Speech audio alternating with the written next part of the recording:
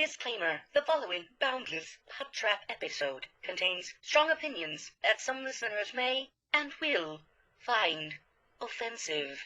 If you cannot accept or respect others with a differing opinion from yours, then fuck off. Rolling sound. I like turtles. Shush! Oh, what is it? Let me see your war face. Now, y'all ain't planning on fucking these chickens, are you? Picture it. Sicily, 1920. Aren't we fucking funny? Streaming from the Midwest, right in the middle of the U.S. From Omaha, Nebraska, you're listening to the Boundless PodTrap, your entertainment podcast where we touch on all topics, from the crazy and absurd to the sacred and profane, and even the useless and unnecessary. The Boundless PodTrap knows no bounds. And now, here are your hosts.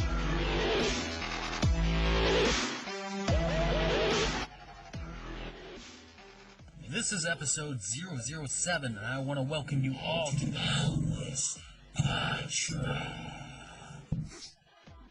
What's happening? Aside from me slapping you. No. Why did you pretend like you were talking? Because it was supposed to be on you guys. Like what? How is he doing that? Are we 5 years old? What's I don't get it.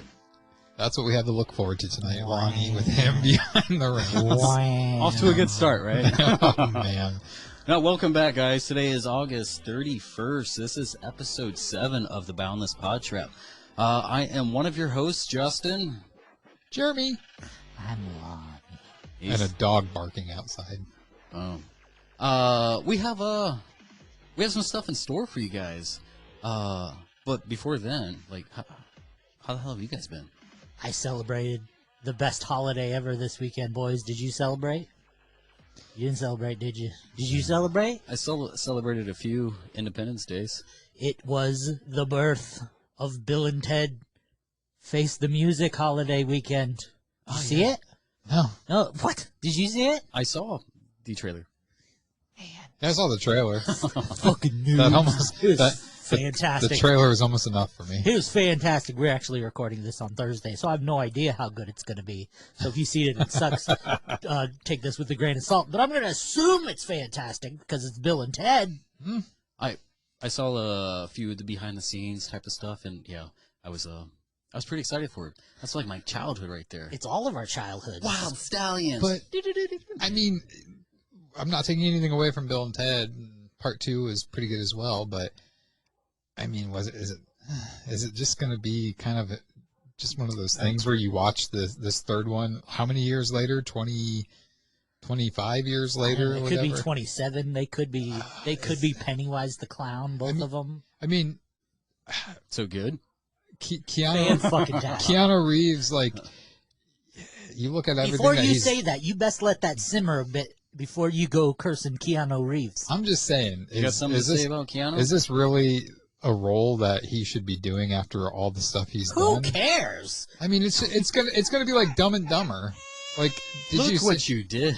Like, Dumb and Dumber is probably the original. Is probably one of the best comedy movies out there, in my opinion.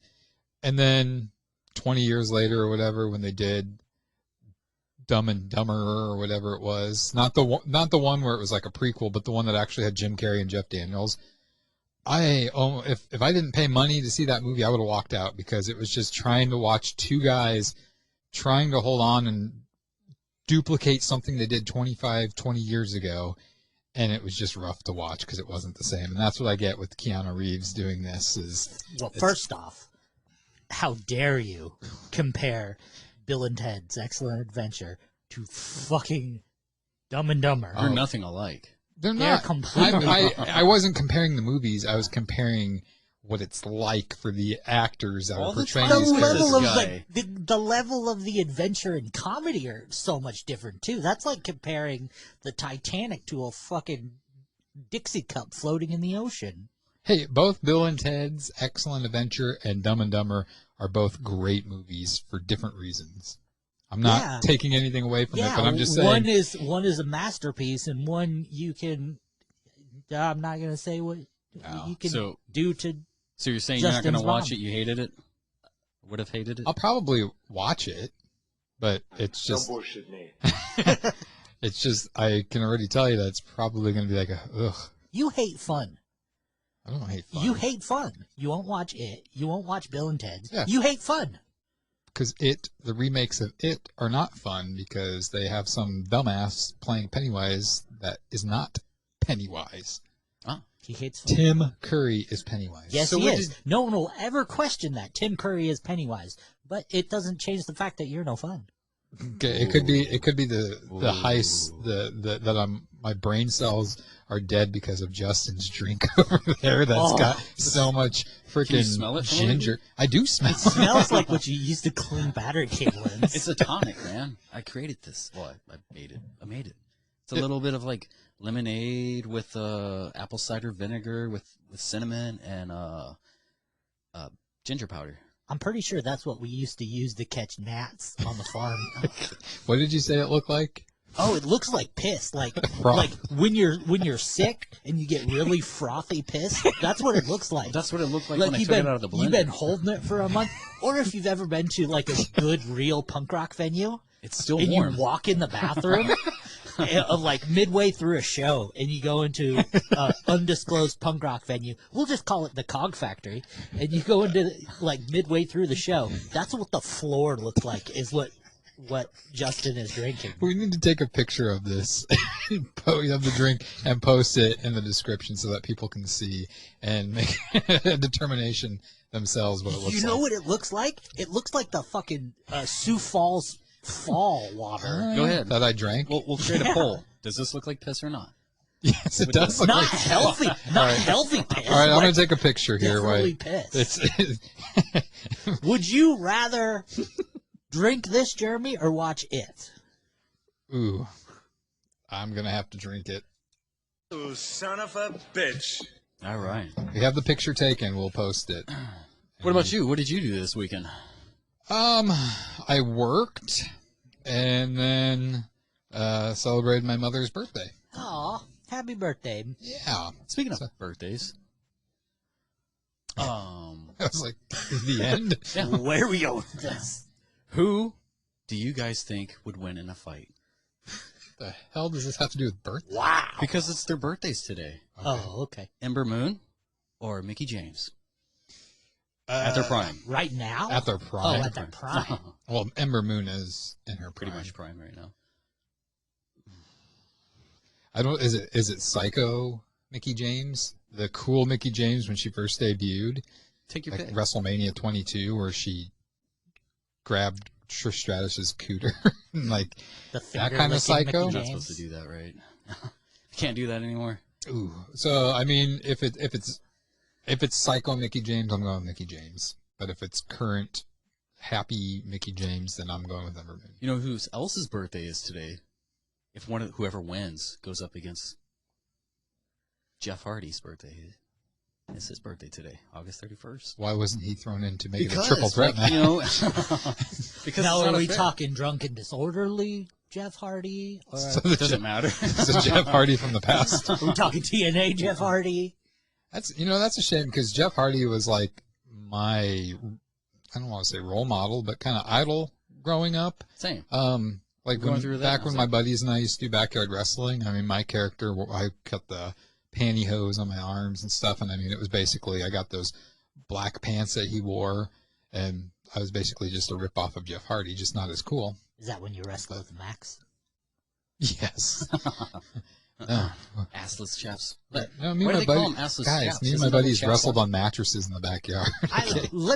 You brought up something very important here. Assless chaps Or is it just are the chaps? fucking only kind of chaps there are. Yeah. If they had an ass in them, they'd Pants. be fucking jeans. Yeah. They're pants or whatever, yeah. Do you have a pair?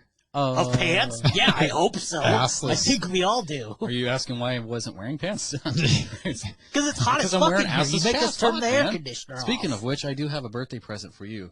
Since it's been like 100 degrees, I have a dog in my vehicle. I should have probably rolled down the window. Now we got PETA disliking our podcast. Nice. The goal of the podcast was to be the number 0 podcast in the nation. Well, they were going to be our sponsor tonight, but all said. I didn't get the details, the deets as they are. But this will be cheap to feed. When they're dead? Yeah. Oh. Yikes. Feed you, or you don't eat your dogs when they're gone? Anyway.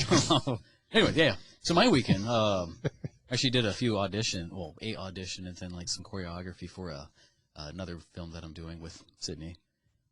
Look at you, big fucking timer. I know. Did you get the part? I'm assuming I did. I mean, like, the people who showed up are, well, 2 of them are from the short film that we were already doing. The Roman Sorcerer? Yeah. Nice. And the other guy, well, 2 other people who showed up.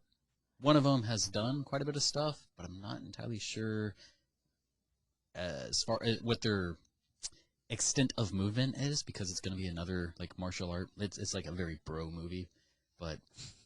Bloodsport 14. That's already been done. It's up to 27 now. I guess I'll have more details coming out soon, but I haven't got a call yet, but it's only been a few days, so we'll see what happens. Awesome. There's a lot of people that are doing a lot more film projects. I mean, because we are doing our short-e films. Yep. Sorry, short-e films. Is that how you... Short-e films. Short-e. Which stands for short entertainment films. But yeah, we've got we're in the middle of 2 projects right now with that. The first one we're going to be doing is one I wrote and we'll be directing, called One More Body. We've had a couple of read-throughs. Yeah, we've got. I swear, one of these days your fingers are going to get broken. When you're in a full body cast, I am going to laugh. If it gets booed, it's partly your fault. And I was going to say, why are you booing that? This is you're part of short-e film, so not that part, not that one. I mean, like, I'm helping out on it, but I'm not I didn't boo it. Like, the tonic is getting to me. So he's basically he's upset. This is his episode. Pouting he's because this is the first. episode. This is the first shorty or the first film of mine that he's not a part of. Although I do have a part for him in this, but he. Hey, fucking gone he now. Just lost it. Fired. That's what happened. But no, so we got that one coming up, and then Lonnie, you wrote one, and I'll be directing it. Yeah. Called The Last Goodbye. That'd be a good one. Great cast in that one. And I was I read part of Justin's story that he emailed to me, but I had a pounding headache when I got home. So was it because of the story? No, I had a pounding headache way before that. So no, it's exciting stuff. We got a lot of people interested in being in this, and I think it's just a great way. What is the following up to right now, as far as like the group? In the group, we're at like 65 or 66 members. You know how much we've moved up from? We're almost about to surpass our amount of people for the Boundless PodTrap. Now we can just get them to listen to it. I don't know. And the funny thing is, my sister is not a part of the shorty films. We can have a real fan. She's got to get all of her sock accounts going. You know who hasn't accepted the request? Who has or hasn't? Hasn't. Paco. Uh-oh. I thought he would have really wanted to be in that because he's always wanted... What is that song, by the way? It's Paco. Paco, Paco, give me Paco, Paco, Paco, Paco. Do you... Be honest with me. Do you listen to that when you're driving, don't you? Well, you freaking like... You like... 20-second segment, so I have to play it like maybe 80 times before I get to my destination. Only 20 seconds? Like, that's not a real song? No, it's just a little clip. It might be a fool. Oh, okay. Well, I don't know. He's got to get himself pumped up to get here. Like, when you listen, this hype music. When you guys think of Paco, like, you just smile, right? And I think that song kind of has that. Depends on what year I'm thinking of with him. What mood he's in. 2004, he was kind of on my shit list, so. Well, in 2004, he was on your shit list? Yeah. Man, I was on his shit list. Remember, he almost killed you. We didn't even know each other. Who knew Paco would bring us together? Right. It's an accident. He knew everybody in 2004. So, do you guys want to... You guys got anything else? Want to get into a game here? Sure. Yeah, I mean, might as well while we're awake. I got him. I don't know what that... Because you have 4 freaking pages of notes. 4? It's 8. They're Son of a double-sided. bitch. All right. So, Oh, they are double-sided. Son of a bitch. wasn't You lying to weren't you. lying. and they're like, oh my god. they're only like six size font. Yeah, those are so tiny. it's How not can you tiny, it's read just- that? God, it must suck to have I'll good eyes. I'll be taking a pee break when you read that. Me too. Oh, So what's this game you got? Yeah, for just us? fill up his canteen. I won't even know the He's not difference. even drinking it because he's like He's he's scared like of it. "Ugh." I gotta let me. This is the guy that probably puts ginger in his shit. Eats it. Shake it up if you're gonna drink it. Are you really gonna have some, Lonnie? I'll try it. We quarantine for 2 weeks each, so I have digestive problems, so that's probably not a wise idea. it's for gonna me. fall right out your butt. You know, Probably. Yeah. That's what I'm scared of. It'll clean you out. I don't need that. I'm cleaned out as it is. Did you just spit it back in there? Why'd you do that? That is not as bad as I thought it was going to be. Yeah, the cinnamon really cools it off. Yeah, it does. The It's not bad. ginger gives it a little bit of a bite, but It's not going away. It lingers. Well, that's probably not a good thing. it'll So. wake you up. So to this game. All right. And now that everybody heard you slide that across the frickin' table, what just happened? Do either of you have a coin No. on No. you? All right. Because we're in a coin shortage.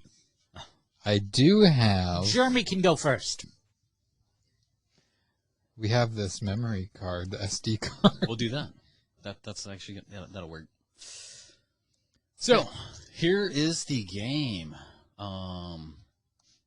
So we have a few killers on the loose. I, as the forensic examiner, will describe the findings of the deceased, the John and Jane Does, if you will, and you two are the detectives. You guys are slotted for a promotion, so you have to, guess a lot here. So the detective with the most closed cases will get the promotion and their own office. Detective Lonnie Heads and Detective Jeremy Tells. That's you guys' names. It'd be easy to remember because alphabetical. Detective Heads is giving me this look. Are you looking at me or through me? I don't know why. Heads could either be really good or real bad, depending Really on good, really bad. I'm tails. Depending Nothing ever on- good comes out of that. depending on what part of town I'm from. Or going So to? as a reminder, this game is going to count for either Lonnie or I to get a point. Right now we're all tied with 1 win apiece. Right. Last episode, Dustin beat us. Or He cheated. guessed. Dustin. So yeah, and then whoever has the least amount of wins at the start of 2021 has to get a punishment. So, Grab a die or something. Boom. All right, so every piece of submitted evidence counts as a point towards your winning.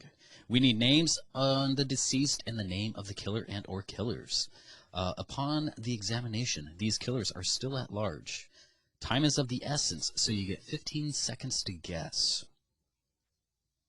okay, so is this several cases? Okay. It'll be several. Okay. Okay, 15 seconds and then the game's over? Well, yeah, New subject. could Next. happen.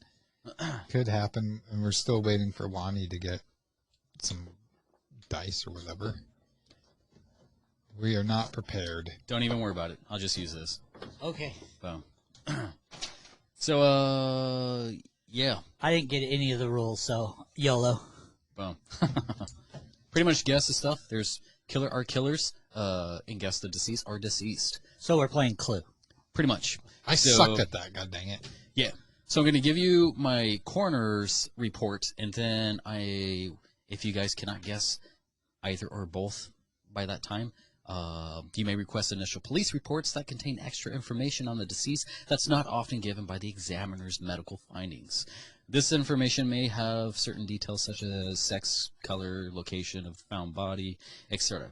You can choose to request these records, or I will coin toss. Either way, that detective will lose a half a point if you're ahead. Okay. I'm heads, so I win. That's true. Damn it. Lonnie won. All right. Let's do this shit. Ready for the... Let me ready up my my board here. It's got to warm up. There it is. So, first case. I've had way too much fun with this, man. Coroner's report. Immediate forensic findings are as followed. Subject's likely cause of death was due to 12 puncture wounds caused by a knife. The stabbings are deep enough that eliminates self-affliction, likely caused by a stronger individual. Note, another body was received with a subject that shows similar stab patterns. Can you guess who the deceased is? And with that information, might you be able to follow who the killer is? No. 12 puncture wounds. Do either of you want to request a police report? Yes. To obtain the police report, it'll cost you. You have to, it doesn't look good for the promotion. It's like, oh, I'll not get promoted. You want to take your half point? Yeah, I'll take my half point. I don't even know why I'm doing that because you already requested. Police report. A fingerprint was found, but notes show tampering, so there is no lead there. It looks like the photos attached to the dossier may not be usable as well due to the photos not being taken to scale. And to make matters worse, it appears that the other evidence has been bagged together, so that causes cross-contamination. We'll have to throw out much of these from the report. The only thing I can give you is that a subject appears to be mid-30s, white woman, found with the other body in front of her L.A. home. That was a shitty hint. So are these like famous people? Sure. There was also blood found at the victim's ex-husband's place on his white Ford Bronco. Is this O.J. Simpson? Boom. Who's the deceased or deceased? What's her face? Oh my God, what the frick was her name? O.J. Simpson and oh my God, what the frick was her name? Judgito. Sir Lonnie, Lawn Dog, what you got?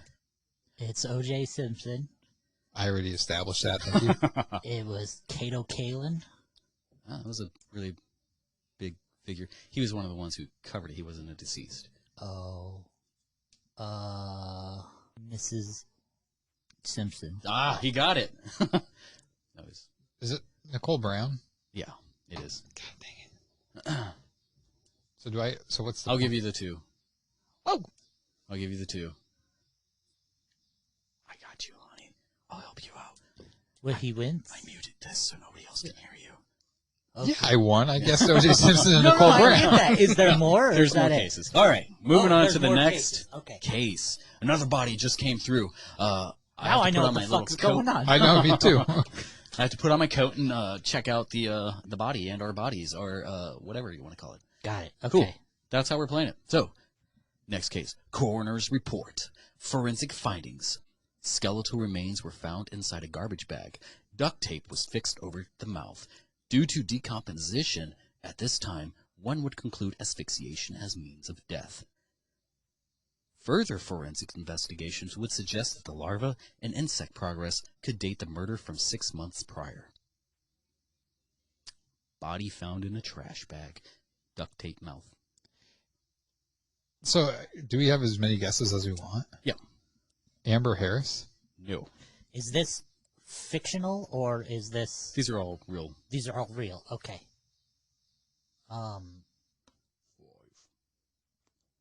Did you say Amber Harris? Yeah. Okay. 2. I got none. Boom.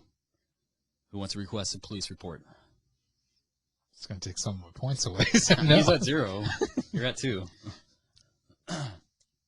I'll take... yeah, if I'm not losing anything, I'll take one.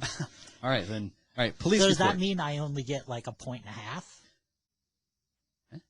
Well, if you I'm guess at the 0. You can't take... He should be any at more. negative You'll 1. get- if He should be you at negative get 1 both right of now. these or both of the or however many points there are, you'll we're not going to go backwards. You're still just at That's 0. bullshit. Yeah, do it. Point me. He should be at negative 1 right now. Point me, bitches. You can't lose what you don't have. I mean, you might as well just take this badge away. I ain't kidding. So, police report.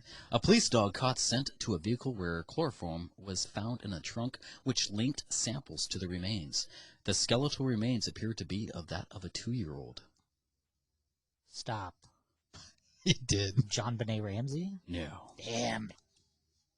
They never found her, did they? I don't know. I don't think so. I know this isn't right. John Jubert? No. John Jubert? I take that offensively. You don't think he had it? You don't think he had it in him? Next episode's going to be really offensive. Okay. I do have... John Schubert Jeckelheimer? I do have some bonus stuff for this one. Currently, this criminal is still on the loose. I mean, that's not necessarily how it happened, but for the sake of this game, that's the only way it's going to work. But anyways, so after the criminal was caught and all this stuff kind of went under, there was a law that was created after the name of the deceased back in 2012. People were screaming at their, pod player, like, fucking I know who it is, like. I said Amber Harris. I don't have Amber Alerts. I don't have a TV, so I don't really know. Like, all right. Do you guys give?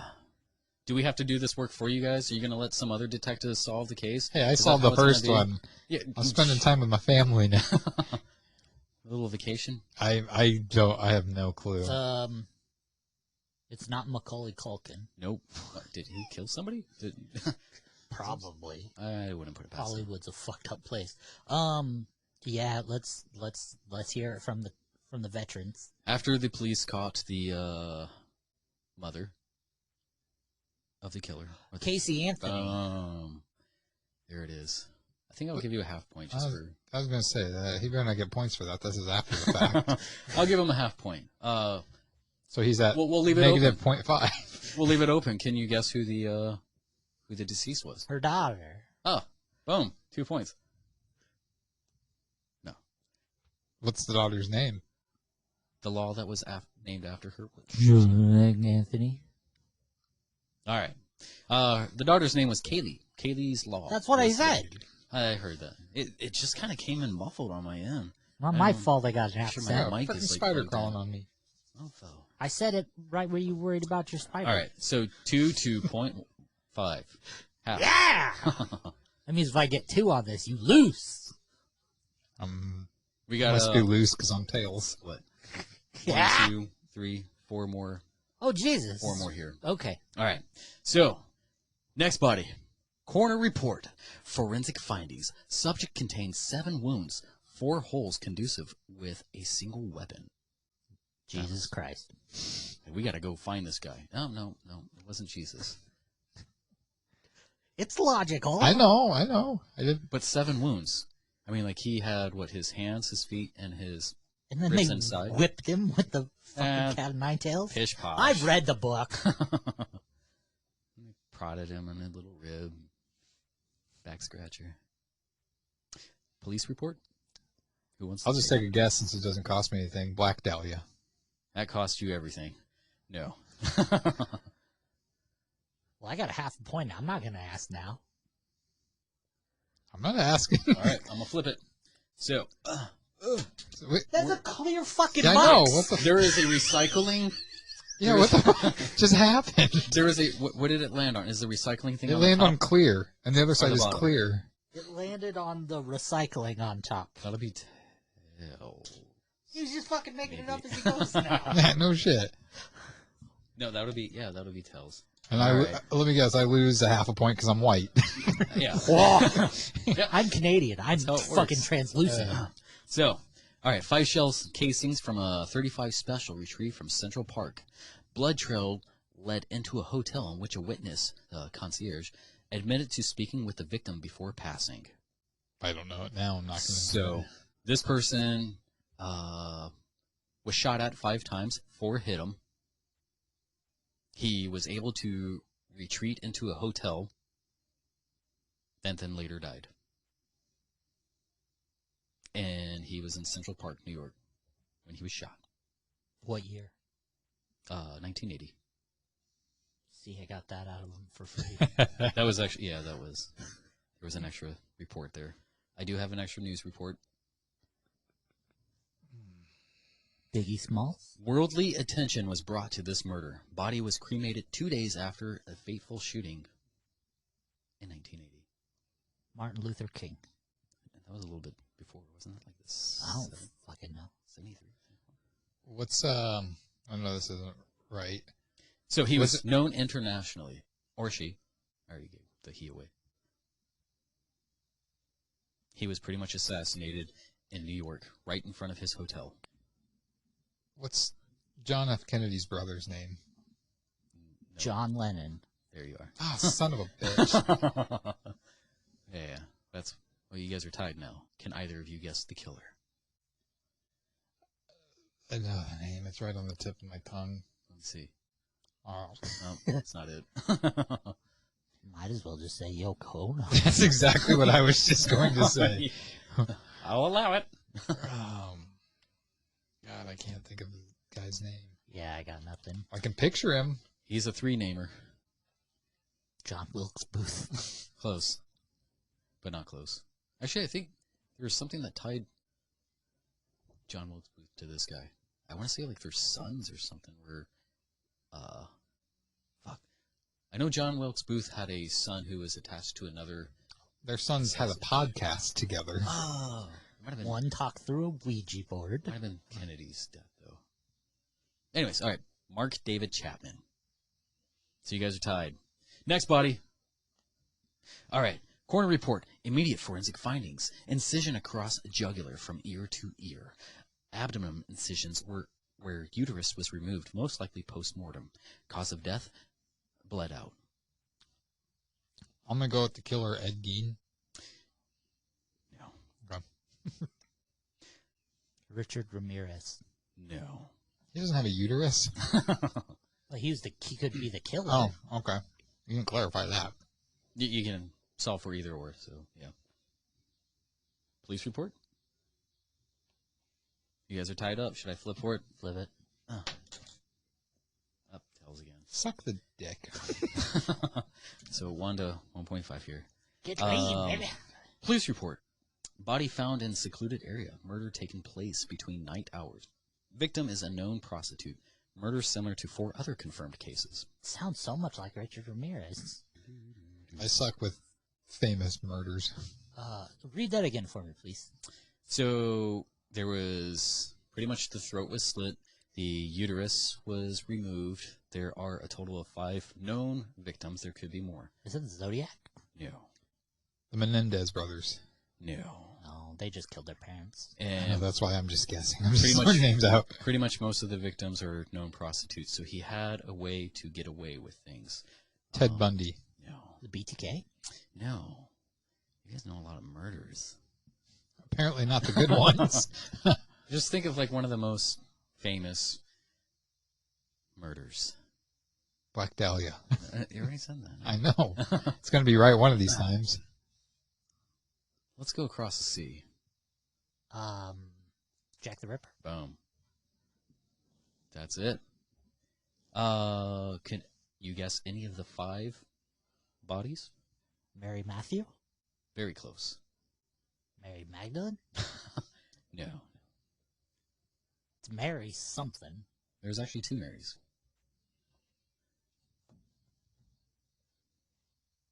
You're not going to guess it? All right, so... Mary Smith. Boom. No, just... There's also a name that is shared with the previous killer from the previous body. I don't remember that one. I moved on. I know. I'm trying to think of what All it right, was. I'll just give them away. So we're at, what, 3.5? To 1, apparently. 0.5? Because Sorry, every time yeah, you flip that one, motherfucking thing, it lands on tails. Yeah. So the Bullshit. bodies were Mary Ann Polly Nichols, Annie Chapman, Elizabeth Stride, Catherine Edowison, and Mary Jane Kelly. Next body. This one should be very easy to guess all the names. Okay. Well, oh, you want me to Charles read it? Manson. Okay. Coroner report. Initial forensic findings. 23 stab wounds found on subject. A major wound being a punctured aorta. Charles Manson. No. It's a little bit older than that, so... Ed Gein. No. A little bit more older than that, too. Ted Bundy. 23 stab wounds, 1 to the aorta. Gacy. The one stab wound to the aorta, which was like the 2nd or 3rd stab wound, which was the final one, or I guess the one that actually killed him while he was still being, Bale Gunnis. well, the one that kind of, no. O.J. Simpson. This is probably, I think the weight. I'll pay the point. All right, so Thanks, Lonnie. 3 to 1. Police report. Body found in a theater where the murder happened Abraham Lincoln. on the 15th of March. Were you shooting fucking knives? He wasn't stabbed. 26. He was in a theater, that's what. Oh my god, he's been shot! Did they just put the bullet in the same? Hey, you said theater, that's all I went with. So, body was found in a theater where the murder happened on the 15th of March. 15th of March, found in a theater, stabbed 23 times, once in the aorta, which was the killing blow. Right. There is a bonus to this. Is it Shakespeare? Shakespeare isn't like, did he kill somebody? Like William Shakespeare? No. Oh. I mean, like, he's influential to this. But, yeah. So I had to translate some of the text from some of the witnesses. And it pretty much says the dude was being an asshole. He, like, pretty much killed himself. So, like, suicide. So this dude was an asshole, and he was stabbed by a bunch of people in a theater. Ebert. Oh, very close. Just keep hopping, little buddy. Nope. Got none. It was, So far with the fucking easy one. Yeah. This was you might not have heard of him. Julius Caesar. Julius Caesar. Get the fuck out of here right now. This game's done. It's a tie. We both get a point. All right, last one. So, coroner report. Forensic findings are as followed. Subject arrived to medical examiner from hospital from medically induced coma. Wounds caused by a high-caliber weapon found 2 in the chest, 1 in the arm, 1 in the thigh, dated 6 days prior. The cause of death, homicide due to respiratory failure and cardiopulmonary arrest caused by ballistics. Where were the wounds again? There were 1 in the leg, 2 in the arm. 2 shot in the chest, 1 in the arm, and 1 in the thigh. And death was the pulmonary? Mm-hmm. He went into coma for 6 days. Or she. The only belongings from the subject was a boxing match ticket stub of Mike Tyson versus Bruce Seldon. You got nothing? So it's the 90s. I've got nothing except O.J. Simpson. You didn't do this one too, man. The only thing I got from that was the white vehicle. So it's the 90s then. See. High-profile shot in the 90s who would stomach going to a Mike Tyson fight. And I'm up 2.5 to 1. So I take this, it'll be 2 to 1, and if you get it right, you'll go 3 to 2. Well, I ain't getting it right because I don't know shit. If he gets it, you'll just tie 2 to 2. Yeah, let's do it. Give me the point. Because I want to see what you'd come up with for a tiebreaker. All right. I didn't get one. Body found off Las Vegas Strip at East Flamingo Road and Koval Lane. Black male, age 25. Subject was shot in a drive-by shooting into victim's CEO's BMW. This isn't right. Tupac? Ah, damn. Yep. Is it? You guys tied. Fuck. I got no tiebreaker. I mean, that was like 5 bodies. That should have been a tie. So nobody gets points. All right. So we're all still at 1-1 and 1. I think I'll just take the point. I'll just win this one since you guys couldn't win it. Eat a dick. Good job. You too. I had some ideas on this that I was working on for a while, and I was pretty excited about it. Actually, it turned out pretty fun. I also didn't give you the names of the killers of the last one, which was Decimus Brutus. You could have guessed Brutus. E2 Brutai? Yeah, E2 Brutai. Booty. Yeah. Brutai, man. Good job. I do have some ideas. I kind of want to use this again, but probably for like movie kills. That'd be fun. So, I would probably do better at that. Yeah. We'll go that way then. When you explained this game, it was like, this is going to be fucking dumb. And then you did it, and I was like, this was fun. You exceeded my expectation. Oh, thank you. When you were explaining it, I was like, this is going to be fucking dumb. It was. And then when we were playing it, I'm like, this is fucking dumb. So, but I will say one thing. Your flipping device was fucking dumb. It was. You're using a clear fucking box. Everyone who's listening, he's using a clear box. Oh, yeah. Well, there's a recycling thing on the back, so I was going to say that's the tails. Yeah, and that's what I kept landing on. Yeah. Up, tails again. Up, heads. It's not rigged. It's good. The weight distribution on this is just, very peculiar. Because of that extra lip for your thumb to flip it open. Moving on. I kind of wanted to bring like an educational type of thing. I wanted to talk about like some archetypes. Bathroom break. Do you guys need to take a break? We're not going to. So, what do you guys know about archetypes? Absolutely nothing. Nice. I know elf and cleric. Those are both archetypes. See, I Yeah. specifically didn't do any research on this because you said it was going to be educational. So I want to see what you teach me. You didn't. It is not my job to educate you on. Wow. You were one I know. Don't put This down guy. fucking educational if you want us to do research.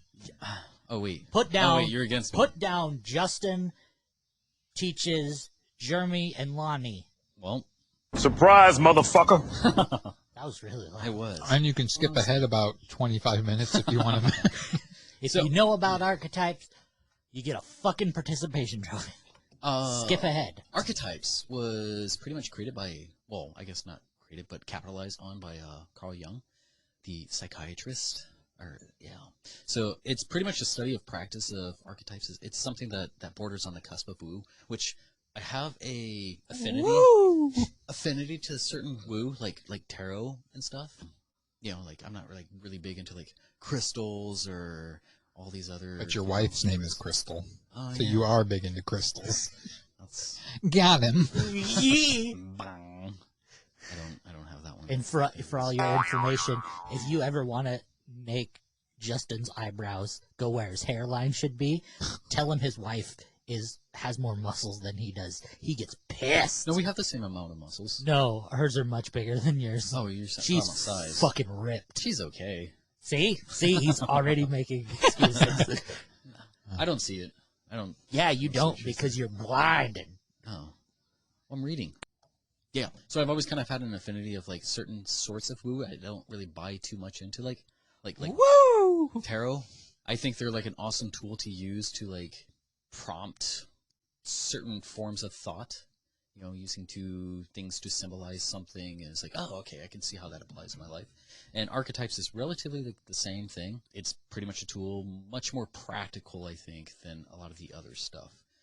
It's like having a team, like archetypes. Carl Jung had the 12 main ones, and there's certain people out there who have like a whole bunch, like up to like 44 of them. We're not even going to go through all of those. I just want to get like the essence of the first 12 and see how we can apply something like this into our own lives, because like I said, it's pretty practical. It's something you can learn something about yourself or other people or, you know, certain situations. Let's see. So it's basically like another like id, super id, ego. It's just a little bit deeper. Okay. There's the way that Carl Jung has it. He has like your conscious state, your conscious archetypes, your unconscious, and you know your spiritual ones. Okay. I don't pay too much, or I don't give too much weight to like the segments. I just think it's kind of cool to know like the strengths and weaknesses of certain ones, and be like, oh, okay, I see how that's working, or where I can like build new strengths, I guess. So is it like along the same lines as like your chakras, like getting your archetypes in line? Not so much. Okay. It's more moldable, pliable. Okay. Whereas chakras it seems more concrete. Okay. And you have to have more of a faith into it, I guess. Okay. I don't really buy too much into chakra. I like the concept. It fascinates me, but just not your cup of tea. Not so much. So archetypes means a basic generalization of a person or thing. In Greek, it means original pattern. So you can substitute anything for a sort of archetype, if you will. Like how you were kind of saying earlier, the cleric or whatever. I mean, those are archetypes. They have strengths and weaknesses, and you assuming those sorts of roles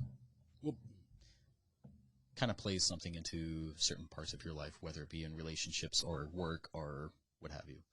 So let's just move into the actual archetypes themselves. So the 12 main ones, there are the... Oh, why is some of the... Okay, now.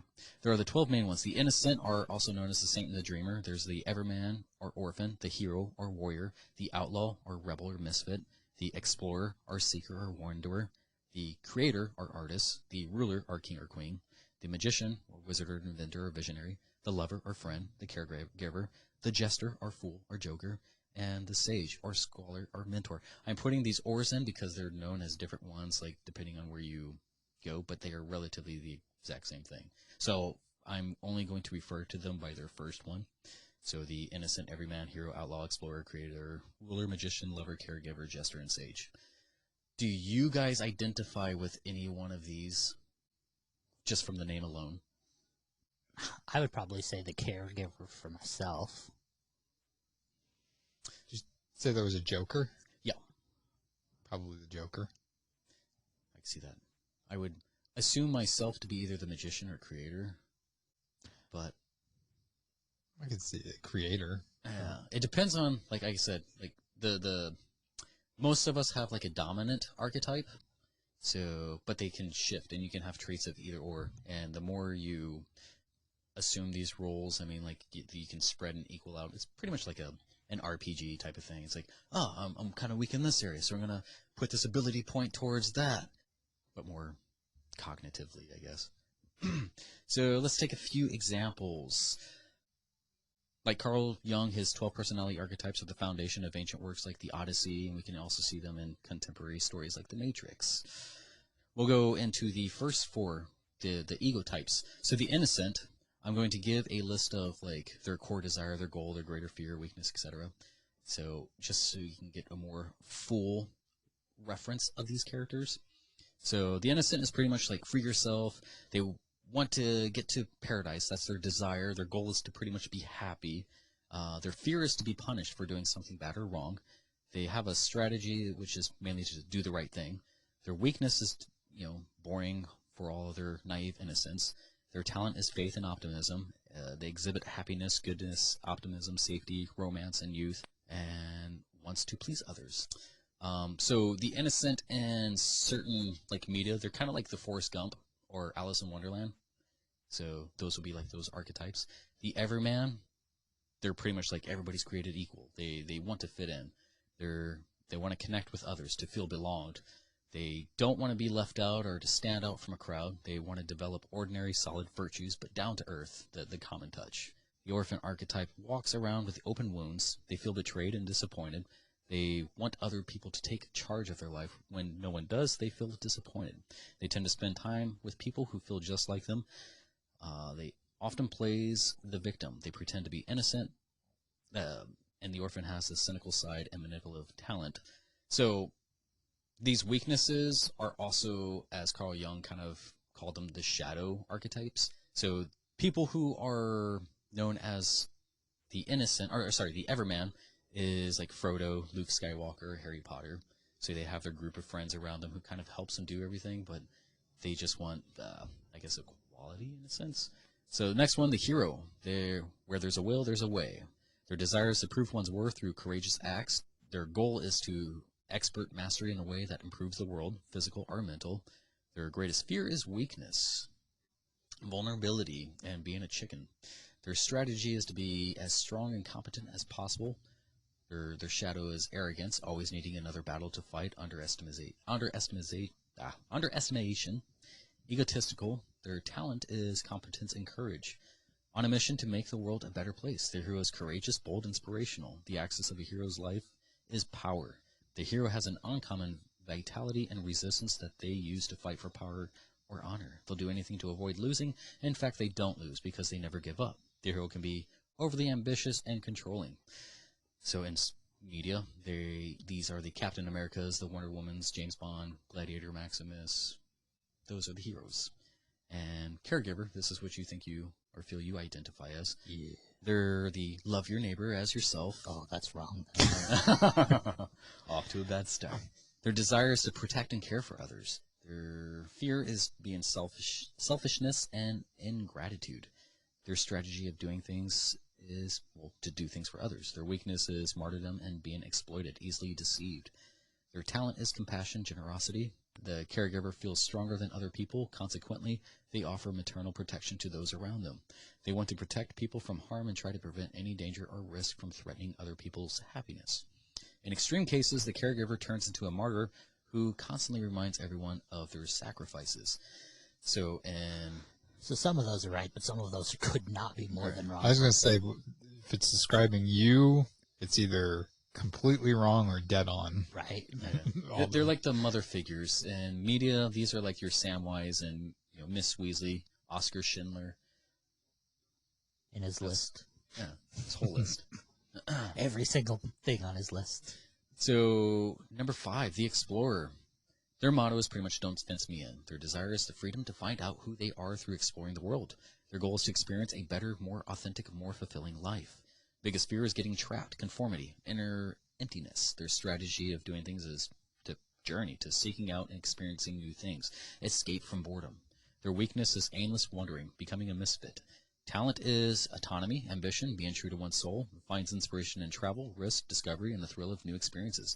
The Explorer is a bold traveler. They set out without a clear path and are always open to novelty and adventure. The Explorer has a deep love of discovering new places and new things about themselves. They're always searching for perfection, and they're never satisfied. These are pretty much your Tony Starks, your Cleopatras. They're anus wanderers? Is that what you said? They wander from anus to anus. Yeah. That's what I have here. Okay. We'll go with that. So the Rebel are the Joker. Are you listening? I'm listening, but I guess I didn't realize Rebel was before that. Your eyes are closed. This is all the non-mask wearers out there. So the Rebels. So here we go. Boom. So their motto is, rules are made to be broken. Their core desire is revenge or revolution. Their goal is to overturn what isn't working. Their greatest fear is to be powerless or ineffectual. Their strategy is to disrupt, destroy, or shock. Their weakness is crossing over to the dark side or crime. Their talent is outrageousness, radical freedom. They question authority and breaks the rules. The rebel craves rebellion and revolution. The rebel is a transgressor. They provoke people and don't care at all about other people's opinions. As a result, they like going against the grain and thinking for themselves. They don't like to be pressured or influenced. The negative side to the rebel archetype is that they can become self-destructive. So these are pretty much like your Phoebe Buffets, your Ferris Bueller, Katniss Everdeen's, your Bart Simpsons, to name a few. You just said all this like powerful, like, yeah, they rebel against the world. You could name any anarchist on the planet. You start with Phoebe Buffet. Yeah. Jesus Christ. Way to fucking throw that softball up there. Che Guevara. Yeah. Fucking Saddam Hussein. Phoebe Buffet. Oh, no. And Bart Simpson. You need to aim a little bit higher. Did I miss my mark? A little bit. Oh, okay. Jeremy, I don't think that's you at all. No, I was thinking more creator after, but go ahead. You can't change it now. No. All right, so the Lover, their motto is, you're the only one. Their core desire is definitely not me. Intimacy and experience. Their goal is being in a relationship with people, work, and surroundings they love. Their greatest fear is being alone. They're pretty much like a wallflower, unwanted, unloved. Well, that's their fears. Their strategy is to become more and more physically and emotionally attractive. Hand jobs. That works. $25. Their weakness is outward directed desire to please others at risk of losing own identity. So, yeah, their talent is passion and gratitude, appreciation and commitment. So they enjoy everything that's pleasing to the senses, and they value beauty in everything, in every sense of the word. So these are your Jack and Roses, your Romeo and Juliets, both DiCaprio. Your Joey Tribbiani's. Your Phoebe Buffet. Now, you guys are getting it now. All right, so the creator, the artist, their motto is, if you can imagine it, it can be done. Now you're on board with that.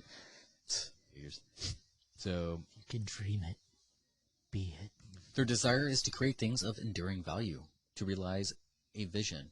Their fear is mediocre vision or execution. Their strategy is to develop artistic control and skill, tasked to create culture, express own vision.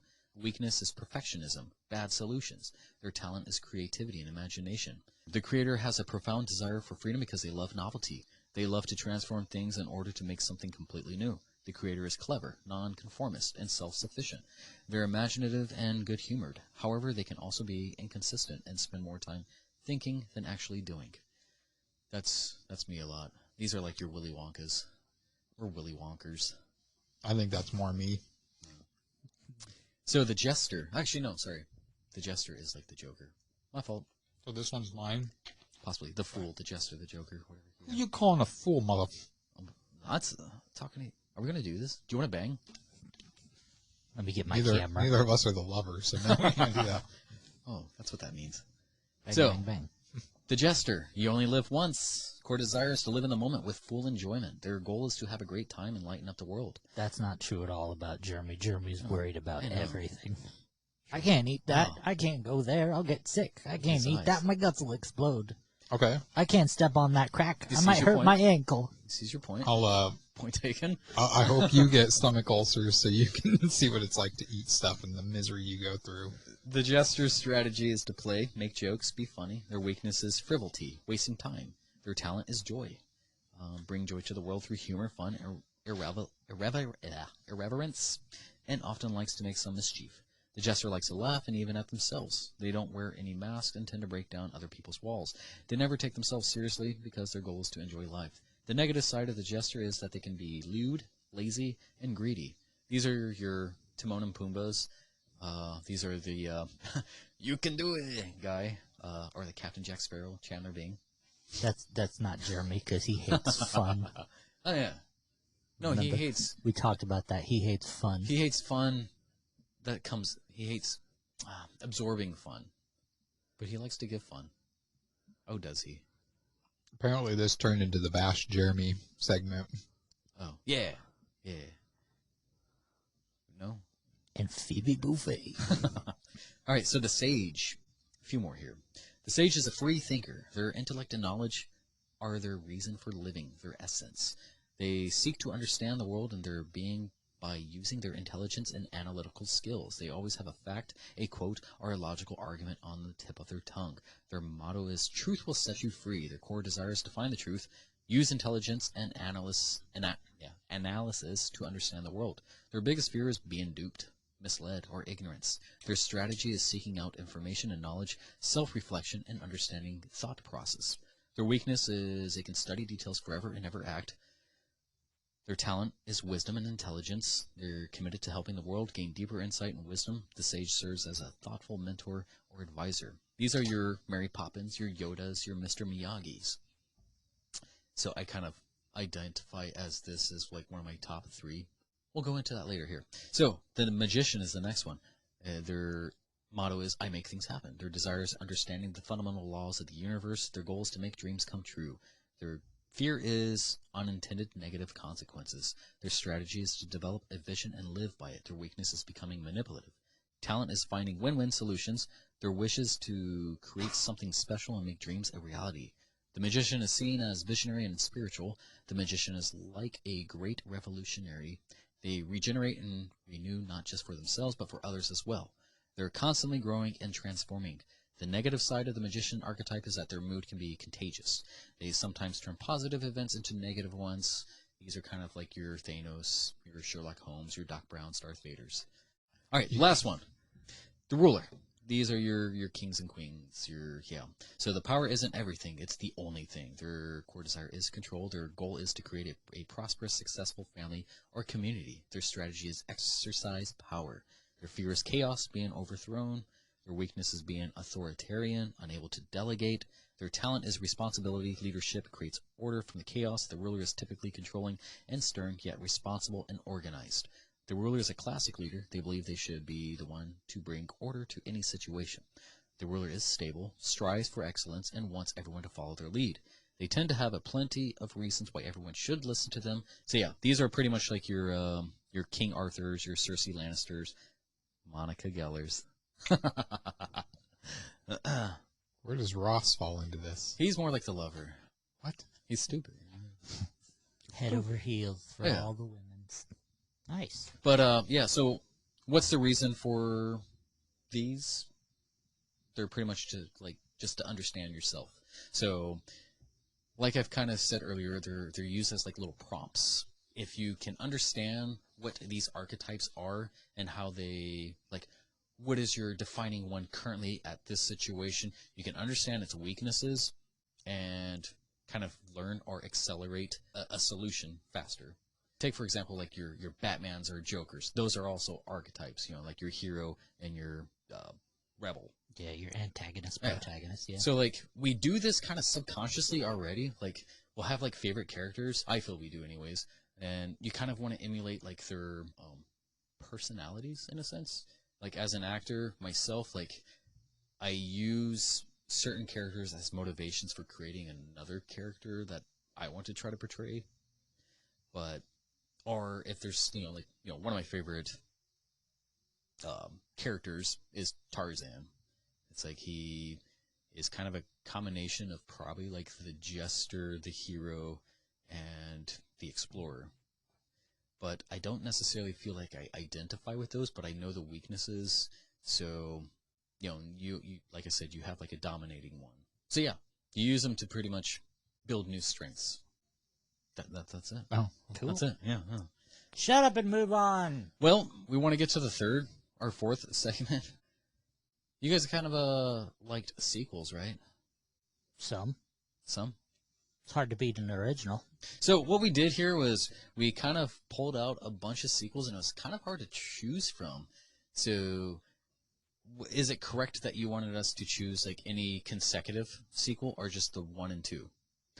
So basically, it would be the one right after the first one. So, for instance, if it was the Friday the 13th series, it's either... So basically what we're doing is we're going to reveal, each of us pick 3 sequels that we thought were better than the original movie. We're not talking remakes, we're talking sequels. So, for instance, like I said, the Friday the 13th franchise, if it would be, you thought the second one was better than the first one. You have terrible taste in movies. Yeah, exactly. But like 3 through 9, 10, whatever, they don't exist in this. So you can't pick like number 3 was better than the first one. It was the second one was better than the first one. So I can't say Fast and Furious 15. You can't say Fast and Furious 15, no. I can't say Fast and Furious at all because none of that. But you could say Too Fast, Too Furious, which is on my list. Is it really? Yes, it is. Man, I'm so sorry for that. So I guess I'm going to start this out. Family. I'm going to start this one out. Yes, so I thought Too Fast, Too Furious was a way better sequel. And if we're going to go that route, I think it's the best one out of all the Fast and Furious franchise movies. I just thought that one had a better storyline.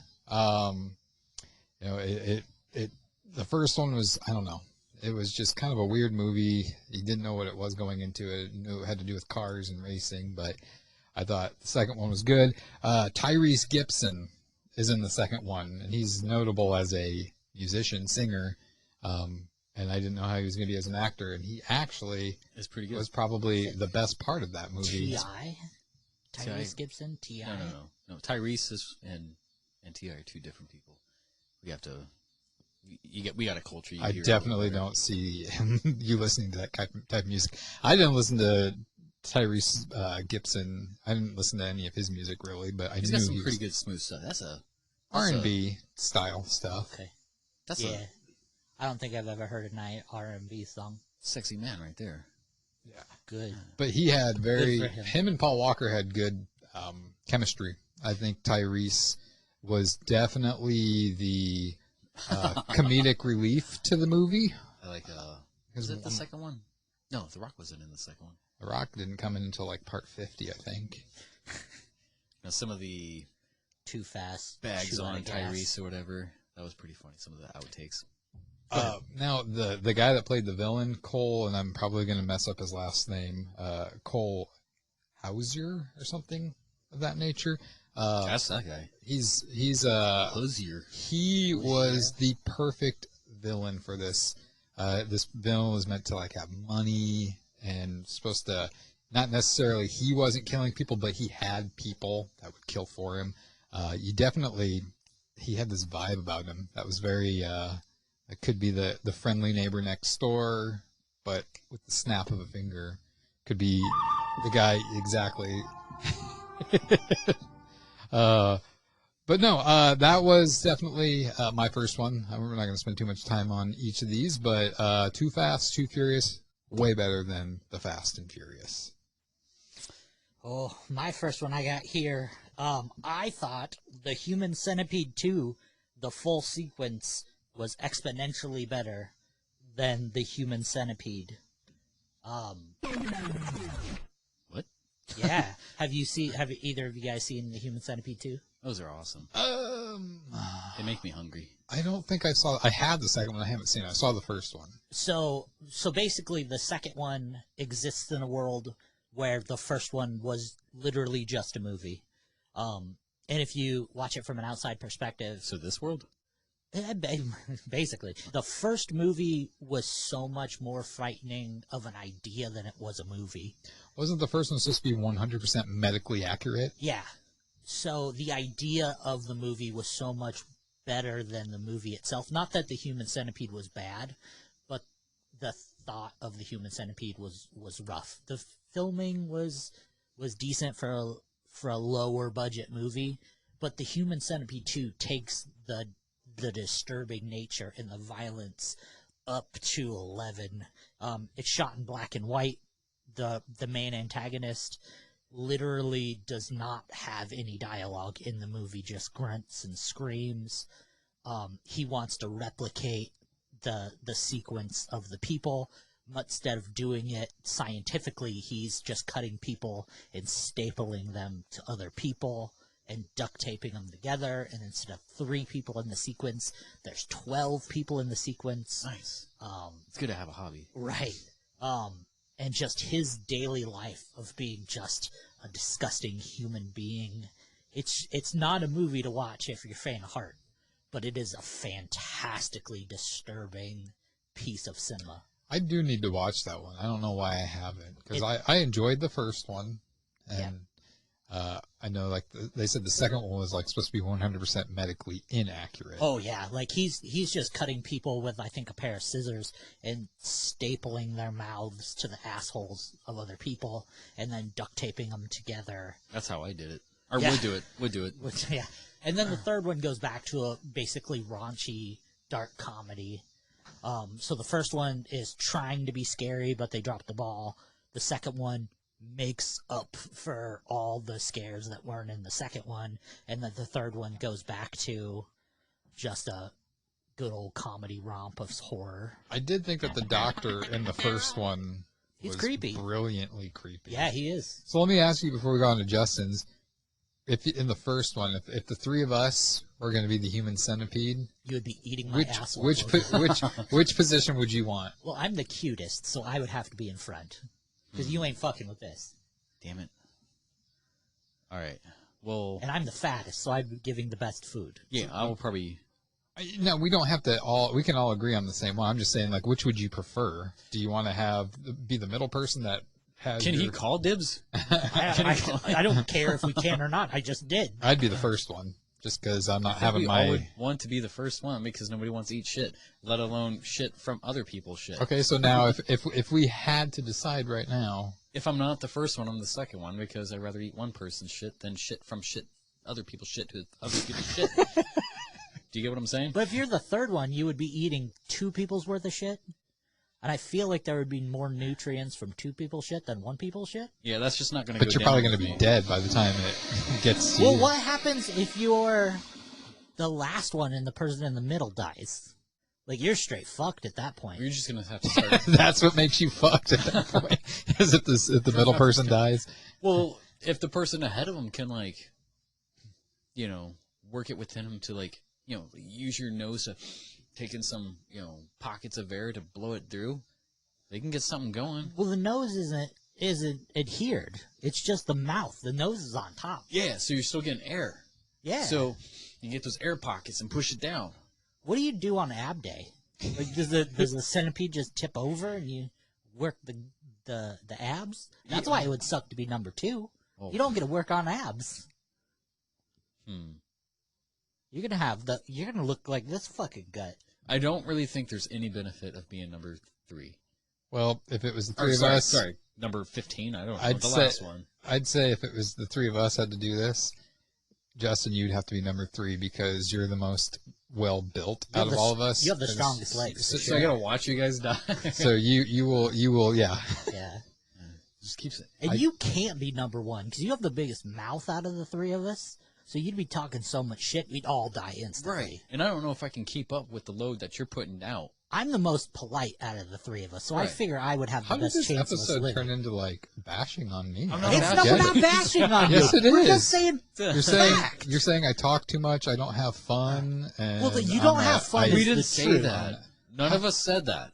No, I Exactly said what he you said. can't. We could no fun. rewind it 3 times and pick it out. I'm just saying, I am better with people. He's saying that What the fuck does that have to do with he's fun? better than you. Because I would keep us alive more from talking people out of murdering He can us. pinch one off and send it down. I have polite poops. Yeah. We can, little niblets, little snacks, you know? He can probably ration it out because I am no good at portion control. And you see what he's fucking drinking. Yeah. We that don't will want go this coming straight down the through. pipe. Yeah. I will clean all of us out the That has first go. nothing to do. We didn't even discuss this for the first 2 times that I it got was that on brought my, up, I and got we that bashed on my on shirt. me. So And look at the fucking hole. It's ate my shirt. Yeah. So how do we want to set us up? I'll let you go first. I'll go second, and then you can take my shit. huh? I'm lost now. I go me, Jeremy, you. I do not want to steal it away from him because look at that. Yeah. He if he survives, he still has a career. Baby fresh skin. I love you though. I guess just put me in the position that dies first, because apparently I'm the one that's bringing everybody down. Don't be so. like that. Oh. So go on. Don't be like that. Next. You're the most talented out of the three of us. But apparently that doesn't mean anything when I we have- don't have I don't have get fun. all emo on us. When we have you behind us, we know we can do anything. Yeah. Moving on. What do you got? Yeah. All right. So my sequel. It's actually a lesser known sequel. A lesser known fact that it is a sequel. Desperado. Antonio Banderas as El Mariachi. So Desperado is the. Seems very racist. It's not. It was actually my first VHS tape I bought. I was like, No, oh, the fact that I his like name's El Mariachi. That's his name, El. Yeah. His name is His last name is Mariachi? Mariachi. Wow. That's what he's known Call for. Paco. They didn't want to. He supported this. He's like, right on. He's like, yeah, wait, go for it, man. Sounds nothing like him. Huh. Das ist good. Das ist fantastisch. Anyways, so the first one was El Mariachi, and that was starring Carlos Gallardo. And man, that movie, the acting in that was horrible. I mean, there was a few believable parts, but like it was just very unnatural, especially as the lead. And Antonio Banderas took Carlos's role as El in the second one. The third one in the trilogy is Once Upon in Mexico, all Robert Rodriguez movies. But yeah, it was cool. It was awesome. It was probably something I wanted to be, I guess. I remember back in high school, I had like this shirt, and I had, a button-up like jacket shirt type of thing, and I also had like a Sting shirt with a scorpion on it, and I cut out the scorpion because El Mariachi and Desperado has a scorpion on his back, and I like safety pinned it to my, jacket. Had the long hair and all that. It was lame, but it worked. Glad you said it. It worked. Yeah. But yeah, so Desperado is pretty much about this musician coming back to get his revenge, which he kind of did in the first one, but it wasn't. It was a miss. The original Carlos Gallardo came back as Campa in this one with the dual machine gun guitar cases, which was kind of cool, very unrealistic. One of Danny Trejo's very first appearances was in this one, has to do with the knives. Nice. Yeah. I think they remade it as a Pixar film called Coco. Nope. No? Nope. I don't Haven't seen remember any Danny of Trejo in that one. He was in it. Although it would have been I'm a lot sure better. he's in it. But yeah. That's my first sequel. Round the horn back to the J-Dog. All right, so I'm going with a comedy movie here. Sure. I love you. You're the best. Which it's you might be shocked that I did a comedy movie since I'm fun. I didn't say it. Horrible Bosses 2. Awesome. That's a good movie, yeah. It's got Jason Bateman, Jason Sudeikis, and Charlie Day. Features Jennifer Aniston, Kevin Spacey. That's probably not a name we should mention, I guess. He's a good actor. Christoph Waltz, and the main villain is Chris Pine. Does that one still have Colin Farrell or not? Is it Colin Farrell? Not No. Colin Farrell. Jamie Foxx. No, the Colin, the cute guy who they make look really stupid. Because he died in the first one. Oh, did he? Yeah, he was shot by Kevin Spacey's character in the first one. Oh. But it does have Jamie Foxx in it as Motherfucker Jones. Good stories, man. I mean, both of them are good, but I just think Horrible Bosses 2, it kind of how the way I feel about it if I wrote Unemployed 2, I think it would just almost write itself. The first one set up all the characters, but it had a very basic, fun plot, but the second one had a lot of twists and turns in it. Chris Pine plays an amazing character in it. He starts out a bad guy, he turns a good guy, and he turns out a bad guy again at the end.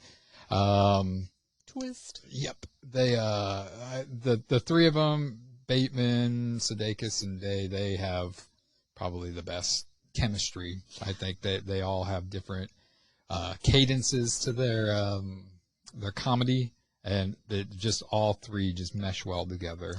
I think Jason Bateman brings that out of people. Like, Jason Bateman's comedy just meshes well with people. I don't even know how to describe his comedy. It's dry. It's super dry, but yet hits on beats that just meshes well with everybody. Mm-hmm. Well, and I just think Sudeikis is just the smart ass of the group. Charlie Day is the dumb one. But also the one that has his life most together because he's married and has kids. But I also like in the second one that they're able to. You normally don't like jokes and sequels recycled from the first one, but they do it very well in this second one. Like in the first one, when Jason Sudeikis and Jason Bateman both break into Kevin Spacey's house, he says something about like Jason Sudeikis said, I'd like to bend her over the barrel and show her the 50 states. And Jason Bateman's like, that's not a saying. He's like, yeah, it is. I think it is, blah, blah, blah. Well, in the second one, when they go visit Kevin Spacey in prison, he's just like, I do like the way that he bent you guys over a barrel and showed you the 50 states. And it's just, they do very well at recycling the humor. So I definitely recommend both movies, but I think Horrible Bosses 2 is going to be one that you're going to have the most fun with. Who directed that? Ooh, I don't know the director off the top of my head. I'll look it up while Lonnie reads his. I think, I've always liked Jennifer Aniston, she's known for her comedy, especially for Rachel. I bet. Yeah, because you have a fascination with Friends tonight. This is the first time I'm mentioning it, I think. Oh, sorry. But no, I think... We cut that other segment. I think this Horrible Bosses movies, I guess, really made her shine. I think this is... It made her a potty mouth. Yeah, that too. I think that's might have been why I appreciate it, because they just let her loose. Right. Well, boys, I'm going to shock you both, and I'm going to step outside the horror genre for a minute. I'm going to talk about an action sci-fi movie. Oh? Yeah. Are we talking about Jumanji? We're not talking about Jumanji. And we all know that Star Wars A New Hope is one of the greatest movies of all time. Do we? Yes, we do. I didn't know that. But it is overshadowed by my number 2 pick, Star Wars The Empire Strikes Back. Shake your heads. The Empire Strikes Back, in my eyes, is the best Star Wars movie of all time.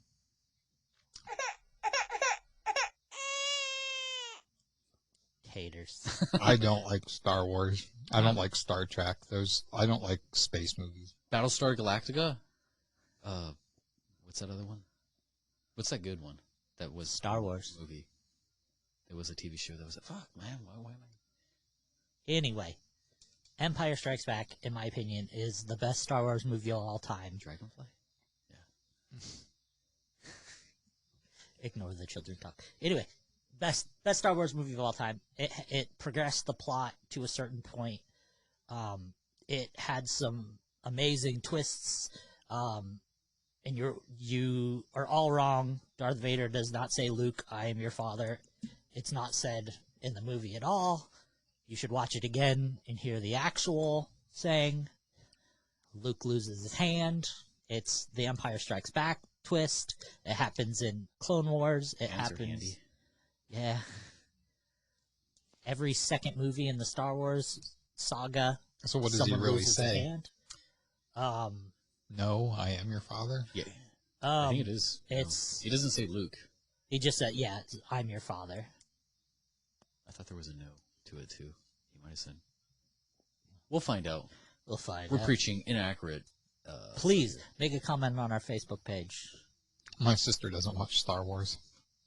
All right. Well, Moving on. What you got? Most sequels, they're not necessarily as good without the first one. You know, the first one really sets the stage. My second sequel, I really wanted to pick Godfather 2 because I loved, Michael Corleone's more caustic view, but I had to throw that away. I picked Clerks 2. Always been like a big Kevin Smith fan, Jay Muse, all the whole gang. Adding a few other characters into Clerks 2 was awesome. Good old Randall. Yeah, it's like you can't have Clerks 2 without Clerks 1. Clerks 1 set that cultural impact, but Clerks 2 is like so much more refined. Not only with a bigger budget, but Kevin Smith had more experience under his belt. He used more risky angles, and it was much more of a cinematic experience, if you will, for a comedy. It was just really well done. Couldn't make a movie like that nowadays. Too many people would be offended. What are you talking about? We try. But both of the movies banked off their intelligent humor, which I think kind of turns a lot of people off who aren't necessarily into the bigger picture. Right. But yeah, so many storylines going on. Like you're following, Jay and Silent Bob, Randall and the crew, and you're following Dante's storyline, you're following Randall's storyline, Jay and Silent Bob's storyline, and what's the stud? Kelly and the Stud. Oh yeah, that was. Kelly can be a guy's name too. I still think the best part is the opening when he's gonna masturbate. Not Randall, but God, what the hell's that other guy's name? Dante. When the shop's on fire and he just walks in like business as usual, and then the firefighters are kicking him out and stuff like that. I thought that was a great start to the movie. That and with the reboot, they went back to that. With yours, you were talking about how using inside jokes. This is just riddled with inside jokes from the previous works, not just Clerks, but Mallrats and all that too. So I always like that, appreciate it. It's not a standalone movie, but you can enjoy it by itself. Before you go on to your third one, let's kind of discuss our honorable mentions before we I've got 2 honorable mentions because I figured they would probably be on one of your guys' lists. Terminator 2.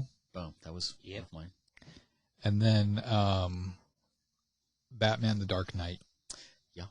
I have a Batman, but it's not Dark Knight. You thought? I've got Batman and Batman Returns. Was better than Batman? No. Those are the best. Michael Keaton's the best Batman, in my opinion. Yeah. He's the best Batman. He's not the best Bruce Wayne. Live action? No, best Batman. Best Batman. Yes. Beyond was my favorite. 100% agree. Which one? Beyond the cartoon, Beyond. Oh, yeah. Oh, for sure. I don't think I've seen that one. That's dark for a kid show. How old is that? It's probably late 90s. Late 90s, early 2000s, yeah. Probably about the time we were graduating high school. I'll have to look at that one. It's pretty cool. He had a lot more stuff. It was the mouth-covered Batman. It was full face. So on the count of 3... worst Joker in history. 1, 2, 3. Leto. Oh yeah, Juggalo Joker for sure. My honorable mentions: Batman, Batman Returns, and my other honorable mention were Alien and Aliens. I just thought of another one that would be on my honorable mention. But no. Aliens and Aliens. I don't know that I've seen I've seen one Alien movie. Yeah. I can't remember which one it was. Was it Predator vs. Aliens? Oh, good old Bill Paxton. Game over, man. Game over. Home Alone 2. That was an awesome one. I don't know if That's got a president in it. Yeah, I don't know if I would put that. They're tying The vacuum guy. Yeah. You know, he's doing the same thing he is now, sending little kids out in the middle of nowhere. As a huge Nightcrawler fan, X2 would have been one of my honorable mentions. Yeah. Godfather 2, as I said earlier. Yeah, I also said Terminator 2, The Dark Knight. The one that we all picked, but we all had to take off of it, was Magic Mike 2. So. No, I haven't got to my third one yet. Magic Mike 2, more sausage, extra large. Man, it was just an amazing movie all around. But was that the one you get to see? Oh yeah, the boobies in it, or yeah, the male boobies? No, yeah, the Goyle boobies. Is that the one with Matthew McConaughey, or is he in I both? Think both of them are. We should know. That's like one of our favorite movies. Couldn't remember. I just get so excited I pass out right away. Yeah, like last month when we slept over and watched that. Read through like some quizzes in Cosmo and painted our nails and shit. Don't joke, I get Cosmo here. Do you? The guy who lived here before me, named Scott Davis. So Scott Davis, if you're a listener, I still get your Cosmo and I appreciate it. Man. Every issue, how to have the best sex of your life. It's like, you didn't... It's not true. It's like you didn't give us all everything from the last issue? They assume it's with two people, but it's really hard when you're alone. This is true. Oh. Wait. Is that a good thing? Like, it's much harder when you're alone? When you read some of those, like, give your significant other the best head ever, I just can't reach. Ever since I can't do it. Ever since I got that yoga book, no need to leave the house. Go ahead. What's your third? So my third one is a horror movie. Yay. The Texas Chainsaw Massacre 2. Sucked. Really? I love the original, but I just, you know me. You know me, I like 80s. I think 80s had the best music and the best horror movies. And obviously the first Texas Chainsaw Massacre was in 1974, and then 12 years later, Part 2 came out in 86. I like the look of Leatherface more in Part 2. I like the extra humor that was added to Leatherface. And then that opening bridge scene where the two guys are in the car and they're alongside in the truck and he's got the chainsaw and stuff like that. That's what really got me hooked on the band Oingo Boingo, which is up there as one of my favorite bands because their song "No One Lives Forever" is playing as they're being chased down on this bridge. Remind myself of that. I'm like, in Jeremy's favorite band is like Chubba Wubba or something. Chubba Wubba. Sounds like a 2-year-old trying to say Chubba Wubba. Chubba, yeah. Chubba Wubba. Yeah. But yeah, and it was obviously you mentioned it too. It brought in Chop Top, Bill Moseley. Him and Leatherface have great chemistry in that. He's kind of a bully to Leatherface, although everyone's pretty much a bully to Leatherface and his family. But I also like it because of there's more colors to Part 2. Right. Cinematically, it's beautiful. Mm-hmm. Part 1 was very gritty and darker, more grainy, I guess you could say, whereas Part 2 is bright and beautiful. And it's kind of like House of a Thousand Corpses and Devil's Rejects. Right. Like Corpses is just colorful and beautiful, and then Rejects is just dark and grainy. And I think that to give off a scary horror vibe with bright colors is more of a challenge. And so I mean, normally I see you as more like a traditionalist. Like, do you like it when they change things up like that? I mean, well, obviously in this case you kind of do. Like, you know, would you rather them stay strict on how they present the horror, killers, etc.? Or do you? It depends. I mean, I don't like too much change, and this basically was the same story, Part 2. I just liked his look a little bit better. Like Leatherface is a little bit more sympathetic in this one, I feel. Mm-hmm. Like Well, he's got a love interest in this one. Well, right, that's what I mean. Yeah.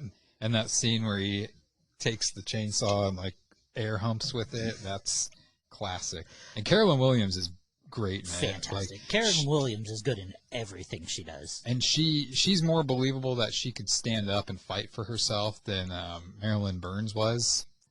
I think my favorite thing about the Texas Chainsaw Massacre 2 was their marketing campaign. Because if you look at the poster of Texas Chainsaw 2, it's actually the same exact poster as The Breakfast Club. Yep. And that's what like got a lot of traffic to that movie is people like, oh, what's this going to be? It's going to be a cheesy comedy. And then it was just a balls out great horror movie. Yeah.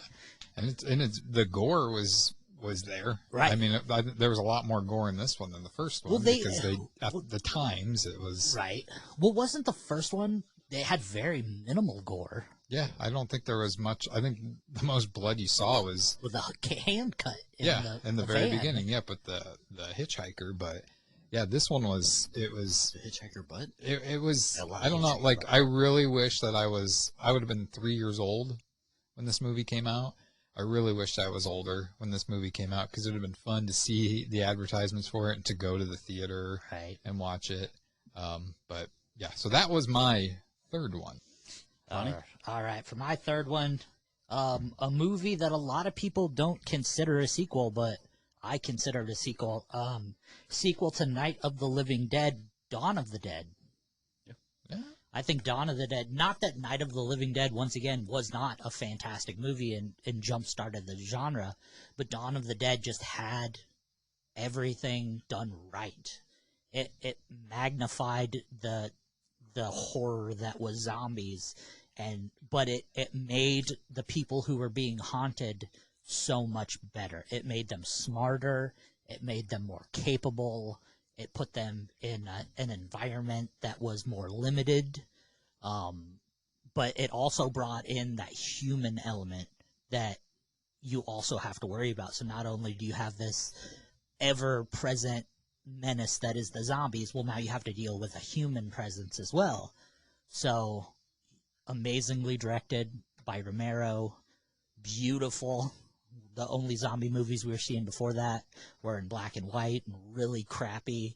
Not that Zombie was a bad movie. I love Zombie, but Dawn of the Dead was just fantastic. I loved it. I didn't care much for the remake. It was okay, but I'm not really a fan of fast zombies. Like, there's a market and a genre. Does it scare you? No, it's just unrealistic. Like, fast twitch muscle fibers Hell yeah. only last for so long. Like, if you're not nourishing them, they're not going to last. And if you're over pushing them, like, athletes have quick twitch muscle fibers because they take care of them. If someone's going to, like, constantly be sprinting, those things are going to rip and tear instantly. Yeah, I wasn't a fan of the remake of Dawn of the Dead either. The only thing I liked about that was the DVD extra. It has a really good making of documentary. Right. And some of the acting in the remake was okay. Except you have Phil from Modern Family. I can't think of the actor's name. It's like seeing him in that. I'm like, it's just weird to see him play a more serious role. But, great movie. Loved it. Absolutely. I agree with that.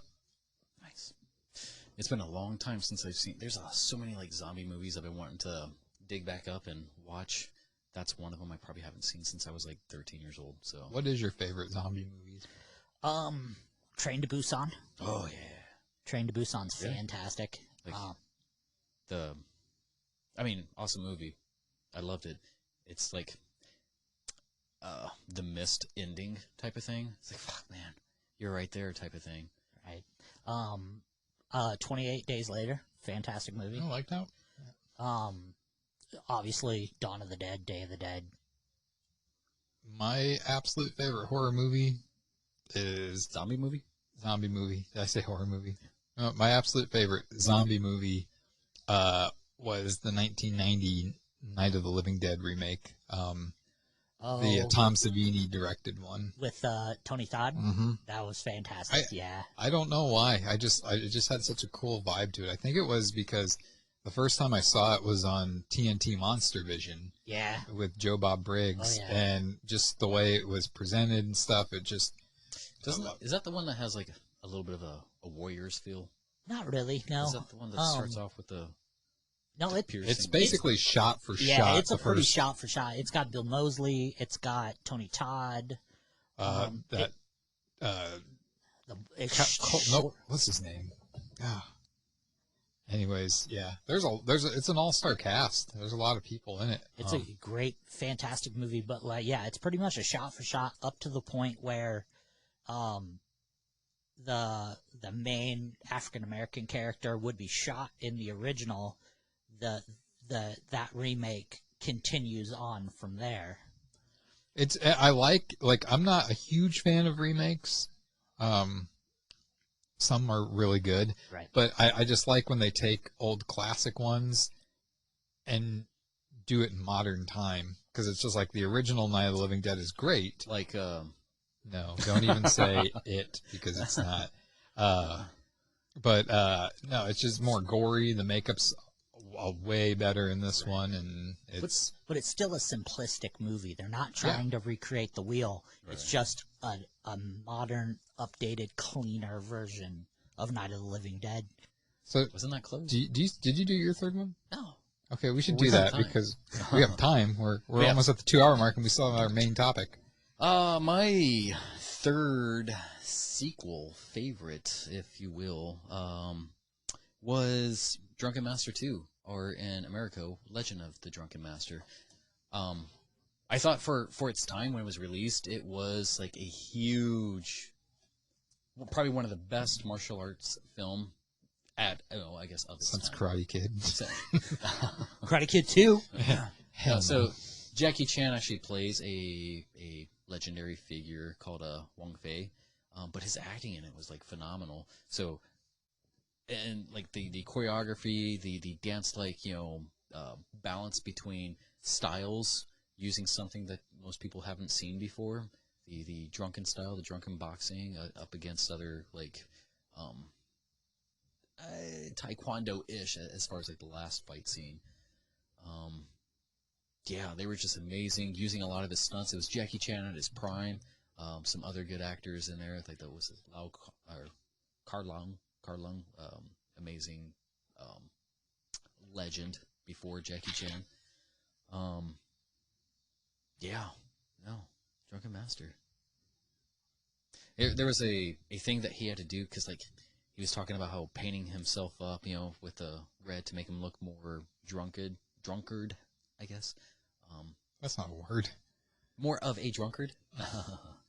He had to stop that. So between each and every single take, he put his head below his knees, just to get the blood rushing, and then got back up just so his eyes are a little bit more bulgy and the face is red. I'm like, man, game we used to play in school called the chokeout game. Yeah.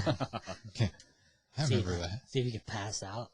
That happened in one of my classes, and the kid passed out, and he wasn't waking back up, and we're like, oh, shoot. He's dead. But he did. He woke up. I had that happen to me. I stood on a bed and had my best friend choke me out, but he just let me go as I was going because he thought I was going to fall down. But instead of falling on the bed, I fell and hit my head in the doorway. And they were like, you forget everything. Don't try this. We're not advocating this. No. This Unless is you suck. If you suck and you're a terrible human being. People have actually died because of this. It was stupid when we did it. It's still stupid. I did it during segment 3 tonight.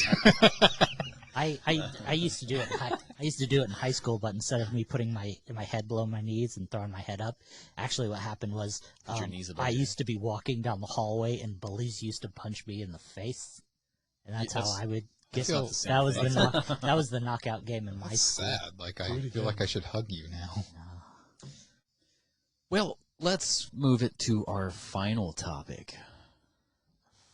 We want to do that? Yeah. Cancel culture. That's what we'll talk about. Cancel culture. Where do you guys fall on with cancel culture? I'm good with it. You would be. Yeah. I want to cancel it. Get the fuck out of here. It's It's a touchy topic. That's what makes, it is a touchy topic. You can't even touch it anymore because of it. It just, I don't know. It could have its benefits. It does have its benefits, but I don't know. I'd like to fucking cancel these crickets. No kidding. I didn't quite know exactly 100% what cancel culture was because I don't really study up on it, but you did send us a 2-minute video. Yeah.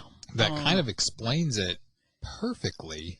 Who was the video by? What was it? It's a comedian, right? Yes. He's pulling it up right now. We might get some ads, so I'm going to silence some of that stuff here. But this email, we got an email. It explains perfectly. For those of you that are listening that don't understand what cancel culture is, this video will definitely. Yeah, there's a comedian who does a lot of logical, illogical, one-man skits that goes viral quite often and on Facebook and stuff. Dude's Long Beach Griffey. So here is one of his little comedy sketches. What's good, bro? What you up to? Nothing much. Just looking up old videos and old tweets on celebrities trying to get them canceled. Cancel? Yeah. It's when you jeopardize the livelihood and reputation of someone based on something they did in the past. Oh.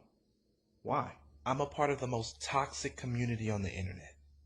It's what we do. Okay. Yep. We have to hold people accountable for what they've done in the past, regardless of who they are today. We don't judge people based on who they are now. We judge them on who they were. I see. Honestly, to cancel someone, it doesn't even have to be something they did in the past. It could be something they did today. Or something we think that they might do tomorrow. Shit. Nowadays, we cancel people for no reason. You can do absolutely nothing. We'll cancel you.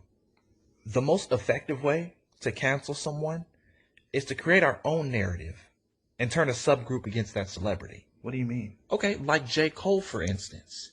He said in a recent song, "It's something about this queen's tone that's bothering me." We took that line, twisted it, and we created the narrative that says J. Cole is telling black women to watch their tone, telling them to shut the fuck up and sit down. Now J. Cole is a misogynist that hates black women. Is that what he meant? Was that the intent? Probably not, but that's the thing with cancel culture. We create our own narratives. We don't follow logic or facts. We follow the herd. Oh. So what do y'all get out of all this? I don't know. But sometimes we bully people into apologizing just to say that their apology isn't sincere. It's fucking great. Wow. This video isn't even funny. No, this is just actually sad. And this is life. And I don't even know how to end this video.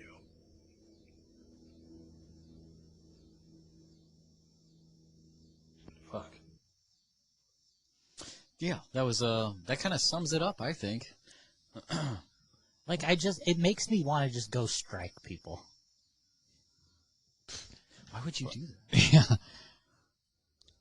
I don't leave my house because of Corona.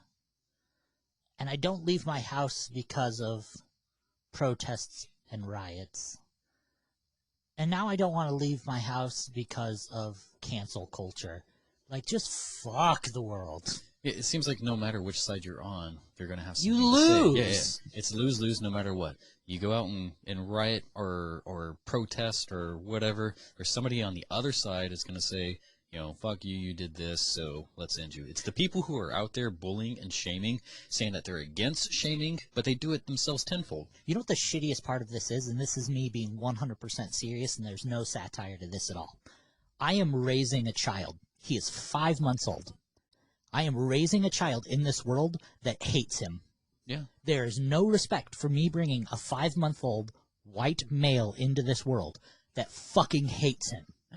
He gets no respect in this world. The world fucking despises my child because he's white and he is a male. He is going to get zero respect growing up on this fucking planet. Things that he had no control of. You know, it's like none of us have That no is the control of it. goddamn world we live in right now. 100% agree with you. Yeah. So the easy definition of cancel culture for me is it's stupid. It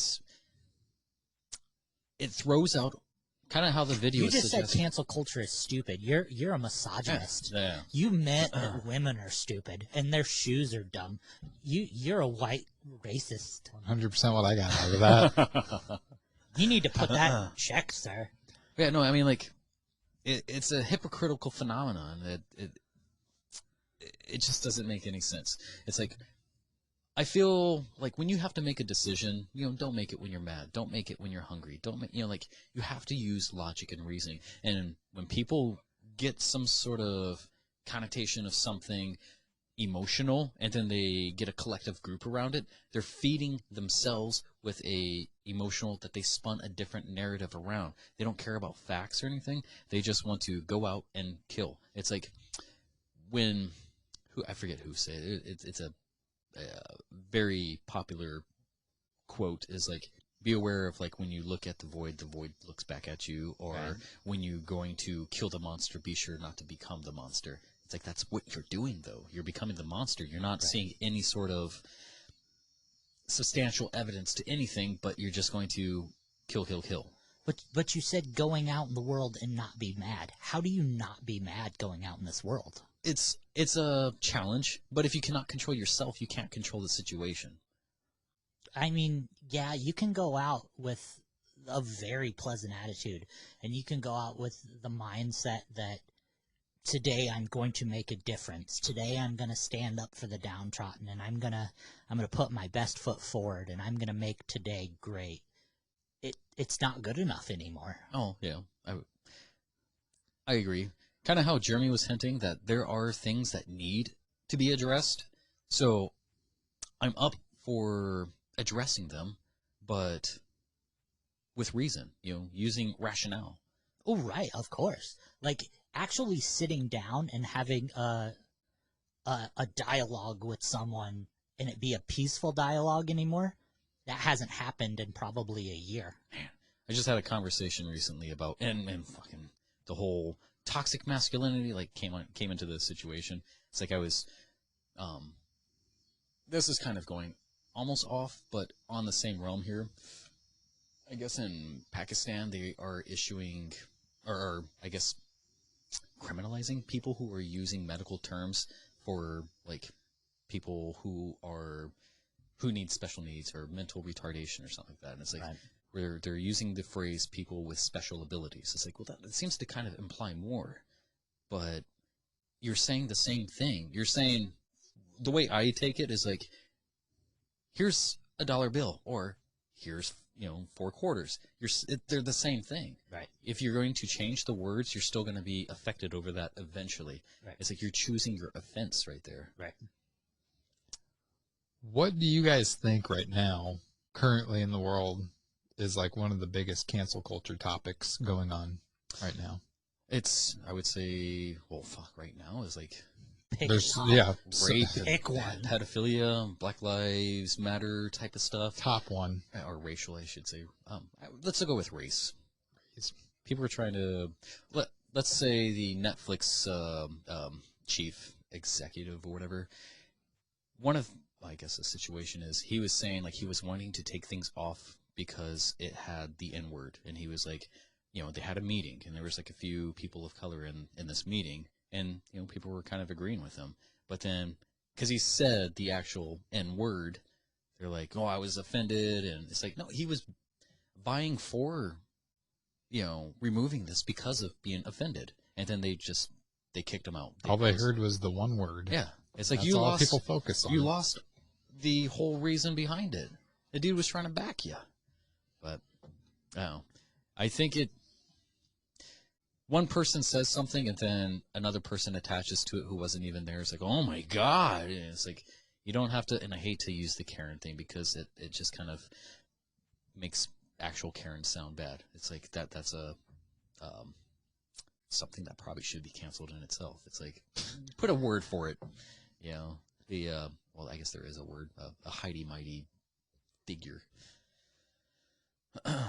who gets all up in arms over anything, I guess. You know, people standing in lines who don't want to wait or who don't want to use their mask, and, you know, they're acting like biatches. Let's say biatches. But, yeah, no, it's Riri. To me, it kind of goes back to, I think, our first episode where our main topic was technology is kind of the, and social media are the evil in this world, and that kind of goes with cancel culture. If it wasn't for social media platforms like Twitter, Facebook, all that stuff, people wouldn't be able to voice their opinions on things that they don't like. And sadly, like we said before, it's the fact that people, they focus on what they want to focus. They don't focus on the facts. They focus on what other people said, or they focus on the one word that you said, even if you were talking positively about that. And for me, it sucks too, because being the person that I am that likes to create things, you can't because somebody has something to say. Let's take the movie that I wrote that you were going to play the lead character Colden in, which we still will film. That's a very dark movie. And there's one scene in particular that involves your character throwing himself on a woman. Spoilers. Yeah. But it's just like, to me, I'm afraid to even put that out there, because people don't look at the art aspect of it. Yeah. And they're going to automatically assume that you and everybody involved is for rape. And it's... Yeah, well, it doesn't make sense, because that's not even what you're saying. Like, there's a deeper message into something. Take another example, Liam Neeson. He came out to say that he grew from the character that he was. Like, he wasn't this person anymore. A close friend of his, I want to say, was raped. And she said that it was a black man. And he's like, I was so frustrated, and I went out looking for any, black male or whatever to take my rage out. And he's like, it's not right. It's not the person that you should be. And I've grown from that, and I realized my mistakes or whatever. Cancel him. Cancel him. It's like, what? But this was like, 30, 40 years ago or whatever it was. He was a young man at the time, and he's talking about how he learned, and it was an ignorant mindset he had, and he's saying that you can grow from it. Psychiatrists treat you, your cognitive and behaviors and stuff like that. You can move from that, but they don't care. It's like, you did this a long time ago. The dude who won like some sort of beer contest or something like that, he said something ignorant when he was like 14, 15, 16, something. And so they try to pull the award away from him because something he said 15 years ago. Well, probably like 12, I think it was. But it's like, but who are these people that are like, what is that? The Bible with, like, the arbiters of, like, he who has not sinned shall cast the first stone. Oh. Everybody out there has made mistakes in their life. Right. Some more severe than others, but nobody's perfect. We've all made mistakes, and the thing is, you grow from it. Right. And it's the person you are today. Now, some things are not forgivable that you've done in the past, but it's just, I don't know. It's this world we live in, and like I've said, I have a niece and I have nephews. My niece she just turned 4 years old, and it's just like, I think that by the time she's my age, I can't even imagine what this world's going to be like. And it sucks, because not that she doesn't have a great life and a family that loves her and does fun things for her, but it's just like, she's definitely isn't going to have a childhood like we had. No, not at all. I mean, you didn't, there wasn't so many, what's the word I'm looking for? Restraints, and there wasn't so many butthurt people. Yeah. And it's like you have to walk on eggshells no matter what. Yeah, you do. It's like, and I mean, there's been a couple of topics on this podcast where after we got done, even though it wasn't really that bad, the more I thought about it, I was like, maybe we should edit that part out, because it's just like, I can just see people attaching to that and misconstruing the whole purpose of that topic. Right. And it's sad that you have to do that this day and age. Yeah, when people, like, and the news, the media does not help, because they want to get the story out fast. So they get the first story, Media's and the it's worst. juicy, right? So they already have a narrative spun before the facts are even revealed. Right. It's like... And that narrative might even be partial truths. Right. Like, they could have that narrative, like, the idea of the narrative, and someone could say, well, blah, blah, blah, and it matches a minute detail of the narrative they already have in line. And they're like, sweet, we'll make up the rest. Right. Just to fit that narrative. Do you want to know how unreliable the media is, news channels and stuff like that? This is just from a couple topic and see any two things. This is from a couple of days. They posted about how that, I'm going to butcher his name, that Usain Bolt, that runner,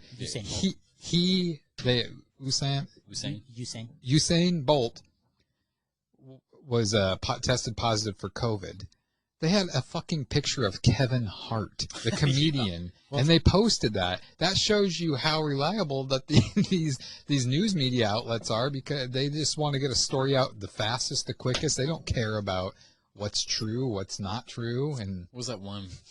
Morgan Freeman was doing a interview, and they try to say that he was the Allstate guy. No, that was the Super Bowl commercial. It was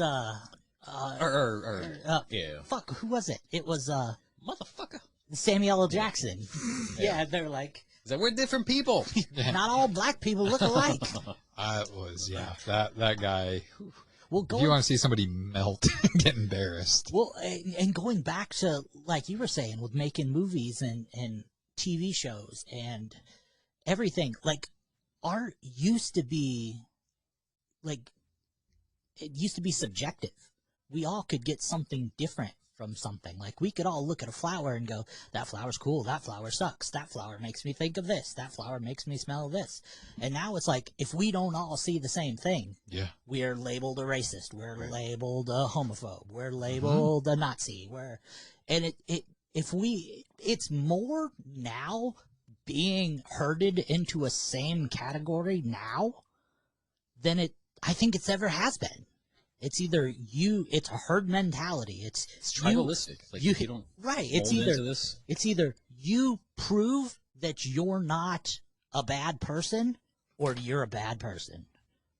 And it's you have to go by this militia mentality, or you're all these other things. Yeah, these arbiters aren't even looking at themselves. Like, if you want to see the truth, like, use a mirror, not a telescope. Like, to add to that, they should say something like that. If you want to prove you're not a bad person like us, type of thing, then other than being a bad person, it's like you're not any different. You're led by emotions, and you're not using any sort of logic. And when you do that, that's when all the mistakes happen. Well, and a little bit off topic, but so, and I'm not taking any side on anything. I'm not going to vote Democrat. I'm not going to vote Republican. I'm not going to go out on the streets and protest for any other group. I'm just saying this as a logical fact because that's who I am. I'm the fact guy. How many raids, riots, looting have the Black Lives Matter protesters have done in their peaceful protests? How many total? Yeah, just throw a number out there. I'm pretty sure how it's all the way up in the millions of dollars. Oh, how much? Yeah, just throw it out there. Throw a number. I would say it's up in the billions, probably. Probably at this point. How much damage has the Proud Boys done?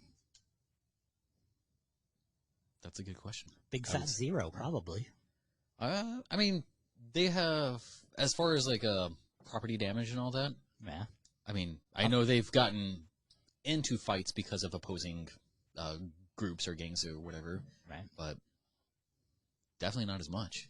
And it all has to do with cancel culture. Exactly. Yeah. It all has to do with people telling you that you're wrong. Right. It's, for me, I see cancel culture as a religion, and it's kind of how things were happening way back in the day. Like, look at the Roman times and stuff. When if you weren't a Christian, you were a pagan, a paganist or something like that, and that's what they use words to vilify. If you're so not if you're not Christian, part of us, you're right. Yeah. If you're not part of this, then you're a racist, a sexist, or whatever. They create these words, like Wakeovist and all this. It's just like, if you're not woke, then you need all this. They use words to weaponize, and it's like, it's not helping the matters because you're still spinning your own narrative. Right. And well, they use these narratives to deplete someone's importance. Right. And they make these narratives when they don't have a logical reason to keep these people down. I guess an example I see it is like, I'm here to come sit at your lunch table, but I don't like what you're eating, so I'm going to try to get you expelled. It's like, it doesn't make any sense. Yeah. It's like, I don't like bananas, so I'm going to slit your tires. Right. It like, look at, going back to like the news media and stuff. Some of them are under pressure. I mean, like, they're in front of an audience. They are trying to get their script right and, convey what needs to be said. But just because their face made a noise that, jumbled some words together that sound like something that might have been something else, like, take their job away, take the food out of the mouths of their kids. It's like, no, like, let them listen. For communication to happen, you have to seek for understanding. They don't care. I'm going to get your guys' take on this. I don't know, like, the exact guy's name, but it happened last week, I believe. He's been a sports broadcaster for a baseball team. And during a live thing... Are you talking about the fag or the Yes, gay? yes. Okay. So he thought thought the microphone was off or they're on a commercial break, but they were still live. And he said something about the fag city or something like that. And... Is it an actual city? No, it's not. Is it? And when they came back or whatever, he did a apology, and he's like, "That's not the kind of man I am." Blah blah blah. And he was even still like, the guy hit a home run when he was doing it. Yeah. And he stopped the apology, and he's like, and he hits a home run and stuff. And they made him stop the broadcast right there. He left, and somebody else filled in, and they're filling in for him. And as far as I know, he's probably out of job now. I would assume so. Yeah. For fag is definitely a harsh word. Right. It's a bundle of sticks. But is him saying that one thing? Is that absolutely something to destroy his whole past? Is it worth that? No. Absolutely. Take him out of that position, but I mean, like, cancel him completely just because of a single word? Absolutely. Like, he'll probably even face criminal charges, if I'm not mistaken. Really? Yeah. It's for discriminating. Slander. Yeah. I mean, and I still don't even understand, like, what he was using, like, how he was using it. Like, I think it was something along the lines of this fag city, or. Yeah, it was something, but I mean. Yeah, I don't know how to measure the. It's just crazy that something like that nowadays destroys your whole. It deletes your whole past, everything that you've done. You're now known as this person that said one thing they shouldn't have. And like, some other examples of cancel culture just recently is, like, check that. I think it was in Florida. There was a bed and breakfast that had a Norwegian flag, but people were thinking it was a rebel flag. It's like, that they're two different, exponentially different. Know what you're fighting for before you actually fight for something. So, do you think that people, and I'm being honest when I ask you this, do you think that people out there just really want the world to crumble? And that's why they jump on these... Intentionally? No. I think... They want the attention. I don't know. I'm thinking that these people just jump on board with these things because they want to see this world corrupt and fail. And I don't... I think they think they're bringing the justice. It's like riots and, cancel culture happens when the system doesn't work. They try to take matters into their own hands to do something. And I understand that to an extent. When the system doesn't work, or when it doesn't work in the way they want it. Yeah. I mean, I guess it works. It's just not. I feel like a punishment should match the crime. I like the process that we use in the courts, but they don't use that. It's like intent matters, and they don't care about intent. The way that you said something or used something, the way what's his name, Jonathan Friedland from Netflix said something, that should matter. You should take that in consideration too, because he's fighting for the same side. But just because something happened, the actions or the impact of the actions that happened is what it's what's getting spun. It doesn't matter. So I'm going to ask both of you guys this because you're fathers. Do you feel that kids today are just being brought up and taught that if you don't like something and it doesn't go the way you want, and you don't get it the way you want, that you're just supposed to whine and complain and do whatever. Absolutely. Like, not actually fight for it or work hard for something. There was a meme I just saw recently, and it's like a parent pretty much talking to their kid, and it's like, well, what's the magic word? You know, like they're trying to get something from the parent, and the kid is like, I'm offended. So yeah. But I mean, like, it's, man, well, it's frustrating. An example of that, and I'm sorry to go this route, guys, but back to the Nebraska football. So they canceled the Big Ten conference, canceled their season. Well, now all of these parents and football players went out to the headquarters where the Big Ten is at, and were protesting. And now there's all these lawsuits against the Big Ten because their kids can't play football this year. But now the thing is that was brought up too, and the reason they're fighting it so much is because this is the first year now that college athletes are able to get endorsements. So they're fighting this because their kids are, and this is quotes, that their kids are missing out on making money with these endorsements. So it's not about health and safety. It's all about the bottom dollar and making money and bad parenting. So now they're teaching their kids to, you know, if you don't like it, just whine, sue. Like, suing people is like the new thing now. Yeah. Like, and it's irritating. Like, and it makes sense in some parts. Like, don't get me wrong with my things. Like, I think cancel culture can work and has its benefits at times for certain situations, but it's the fact that it's overused for everything. And it's the easiest way to get something done instead of working for it. The thing is like, it's an easy solution that works because you get that dopamine fix. It's addictive. Like, you just want to continue doing it. You get a false sense of power, and they grant you that. It's like, oh, well, he was offended. I'm going to step back off of my, position and let them have their way and just do this. It's like, now they got that. Now they're going to go for more. Now they're going to go for more. It's like, man, and I hate to sound like so like Republican, I guess, because there's nothing wrong with that. I'm a Republican. It's like, I'm more, I guess, an independent, I guess. But I'm not a big politic, person, I guess. I'm not at all.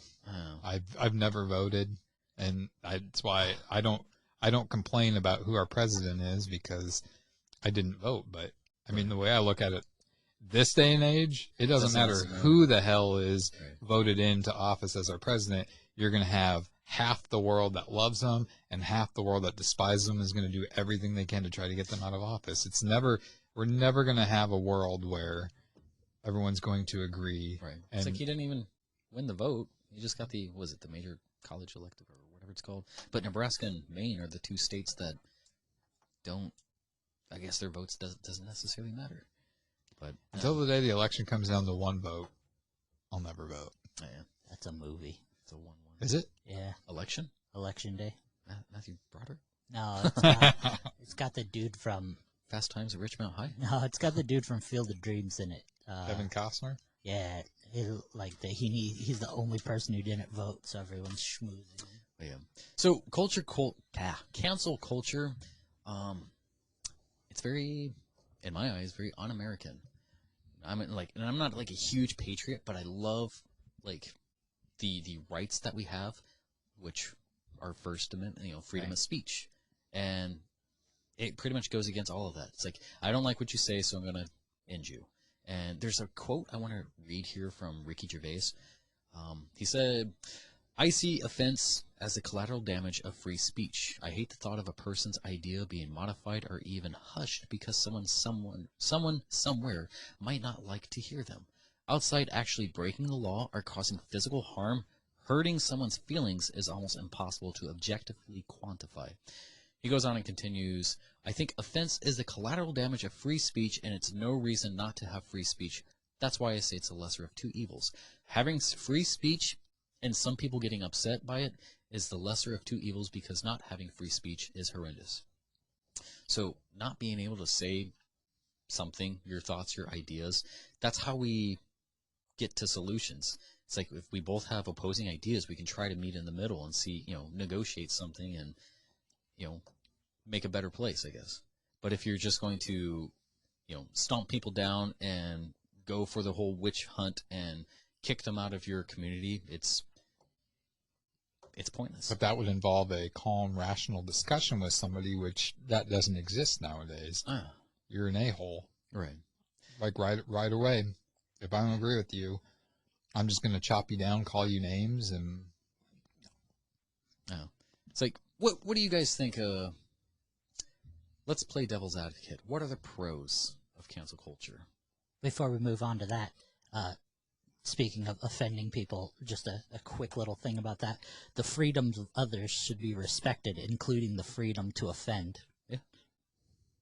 I totally agree. It's a tenement that should be viewed by everybody, I believe. I guess I'll add on to that, too. So, if people aren't aware, our First Amendment, Congress shall make no law respecting an establishment or religion, or prohibiting the free exercise thereof, or abridging the freedom of speech, or of the press, or the right of the people peaceably to assemble, and to petition the government for a redress of grievance. So it's like we're able to say what we want to say as individuals, but if somebody has a problem with it, they should just, instead of working to make laws or, you can never say this because you're of a certain skin color, or you can't say that because you're not of that occupation. You don't have the experience. It's like if somebody has a better way for me in my occupation or position, or if you want to call it privilege, then I want to hear the idea. And if things sound better, then I don't care what race, religion, sex, whatever. Let's see if we can make something more habitable. Right. Well, the word, when people say privilege, that's offensive to me. I would say the same thing. But I'm not gonna fight it and be a dick about it. I mean, everyone's entitled to their opinion, and I mean, I know my backstory and what I did to have the things I have today. I worked very hard for the things I have, and I don't, to say that I'm privileged. I mean, that's the other thing, is that everyone, if one person does something, everybody is the same way. Like Justin, like you're a bald white guy, and you don't like Whoppers, so that means every bald white guy doesn't like Whoppers.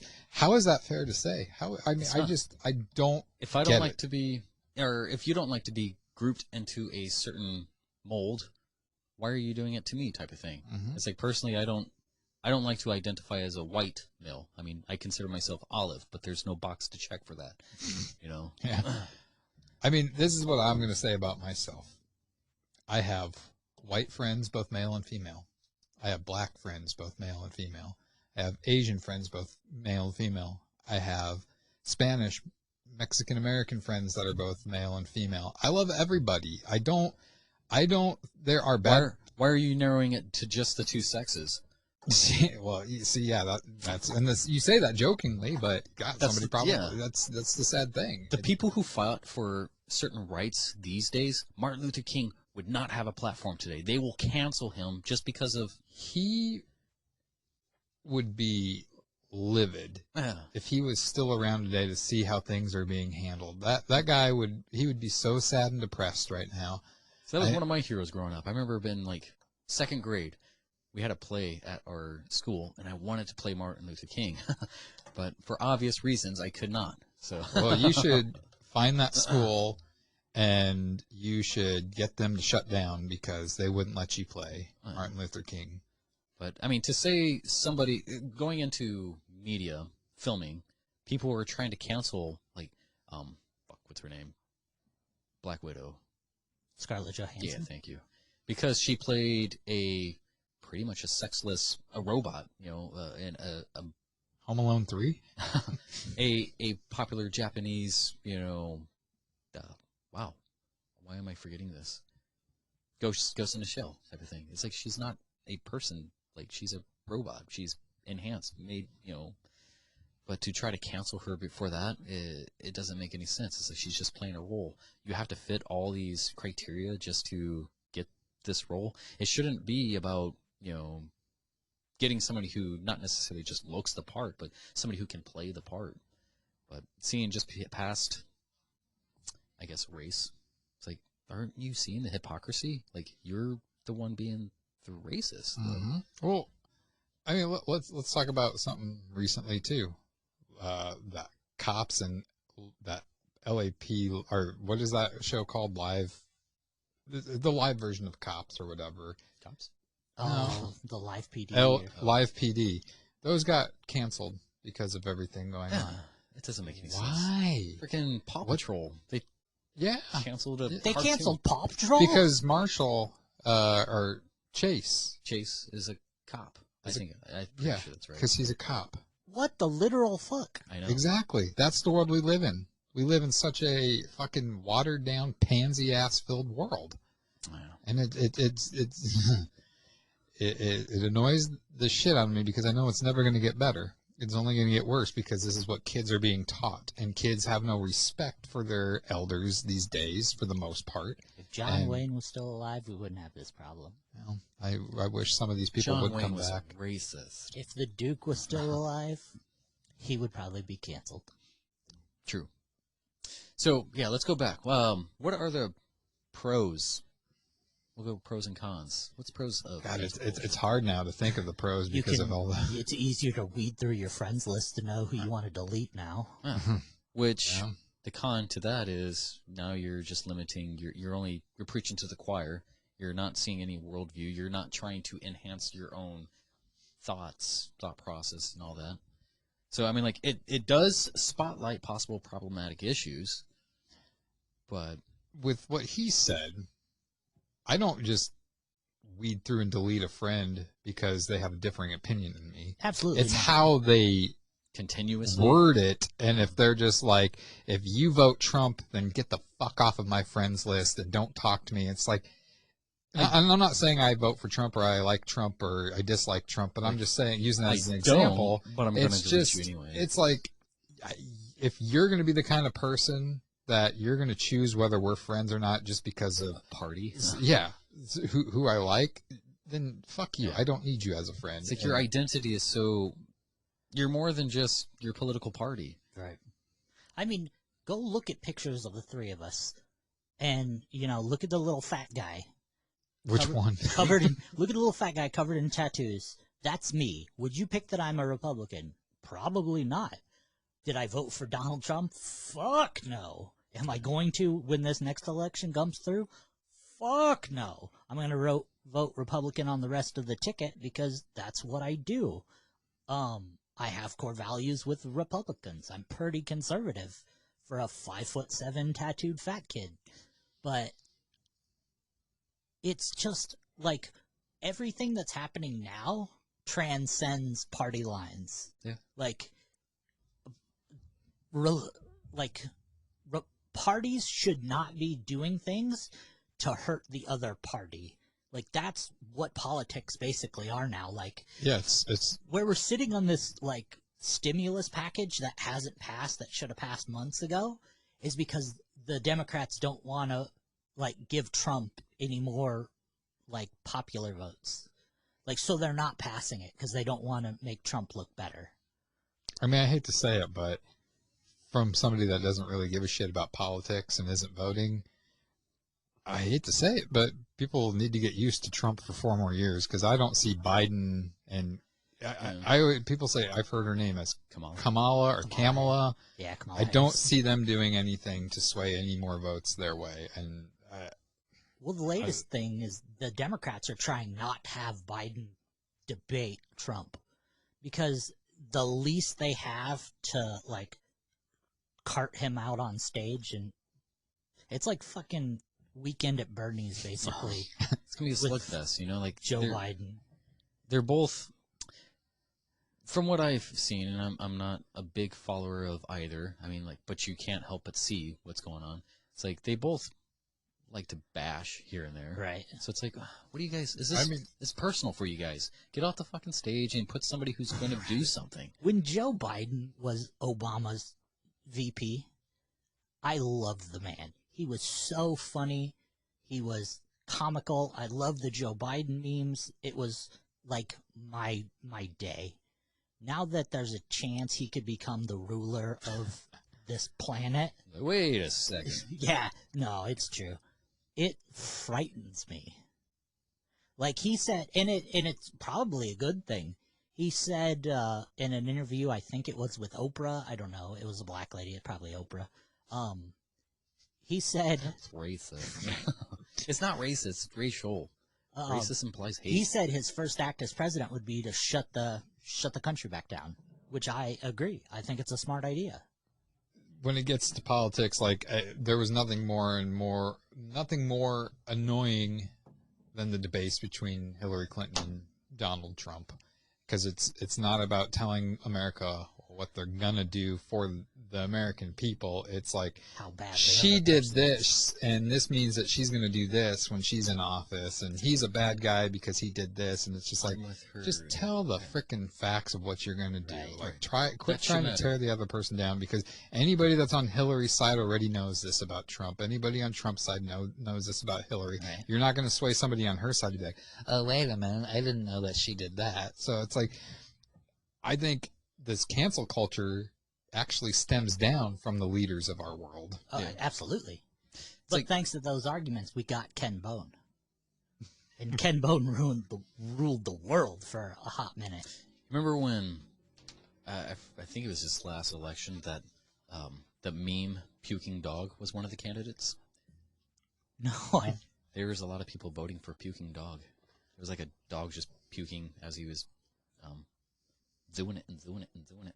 I will write in Dennis Kucinich till the day I die. Who is somebody you would like to see as president? Like realistically, who I think would fix the world? I think The Rock could do awesome job. Let's see what he does with the XFL first. Well, I mean, like, still think that's a play. He is a voice that people will listen to, and that's what we need, because you put so you're serious when you say Dwayne Johnson? I am. Okay. And I'm pretty sure he would, if he does independent. But I mean, I'm pretty sure he might lean more of a Republican. But I mean, man, it's rough. I'll vote for you. No, thank you. I don't want that job. I would love to see a Ben Shapiro as president. You would. Of course I would. You. We're taking over! I don't necessarily agree with, speaking of all that, and with all the racist stuff that's going on, people are like, whop this, whop that. I'm like, what the hell did I do? But, get it? Because he's a wop? Well, I mean, I'm not. Wop is a derogatory term for Italians. Like a dago wop, and, I'm just choosing to ignore what you said. Okay. Your dad joke. It's not a dad joke. It's a topical term right now. Yeah. Because of the song, you're not supposed to walk on the wet ass plaster. Yeah, I don't know that song. That's good. I would say Arnold Schwarzenegger. I'd love to see him as president. I don't think he can, because he wasn't American born. Yeah. But you only have to be you have to be 35 years, I think. I don't think you necessarily have to be No, you can be a born governor. American. I think that you just have to be a U.S. citizen for 35 consecutive years. I don't think that's it. I thought it was, or maybe not. You can run the state. You can be a governor. A state official. With time under your belt as an American. But I don't think you can be a president. Really? I thought that, well, we might have to look that up, because I thought that you just have to be a citizen of the U.S. for a certain amount of years. You have to be 35 years old to be president. But, and that's the thing, too, is why don't we ever get a young president?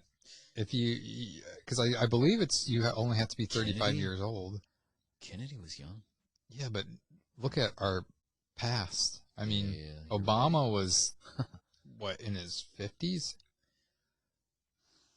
Yeah, you have to be a person, you have to be a natural-born citizen to be president of the United States. But I thought people said that Barack Obama wasn't. He's from Hawaii. I thought people said that he was born somewhere else. They tried Well, to say that he's that from was the Kenya. whole thing. Is like They were his trying to birth remove him because of certificate. like Cancel culture. yeah. Yeah, Yeah, it makes no sense. Blackanese.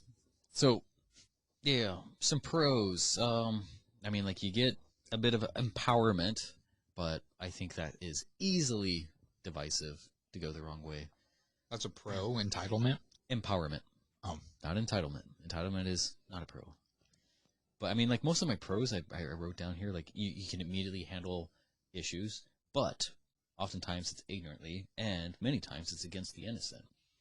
So, people who are check out cancel culture for, like, August Ames or Hana Kimura.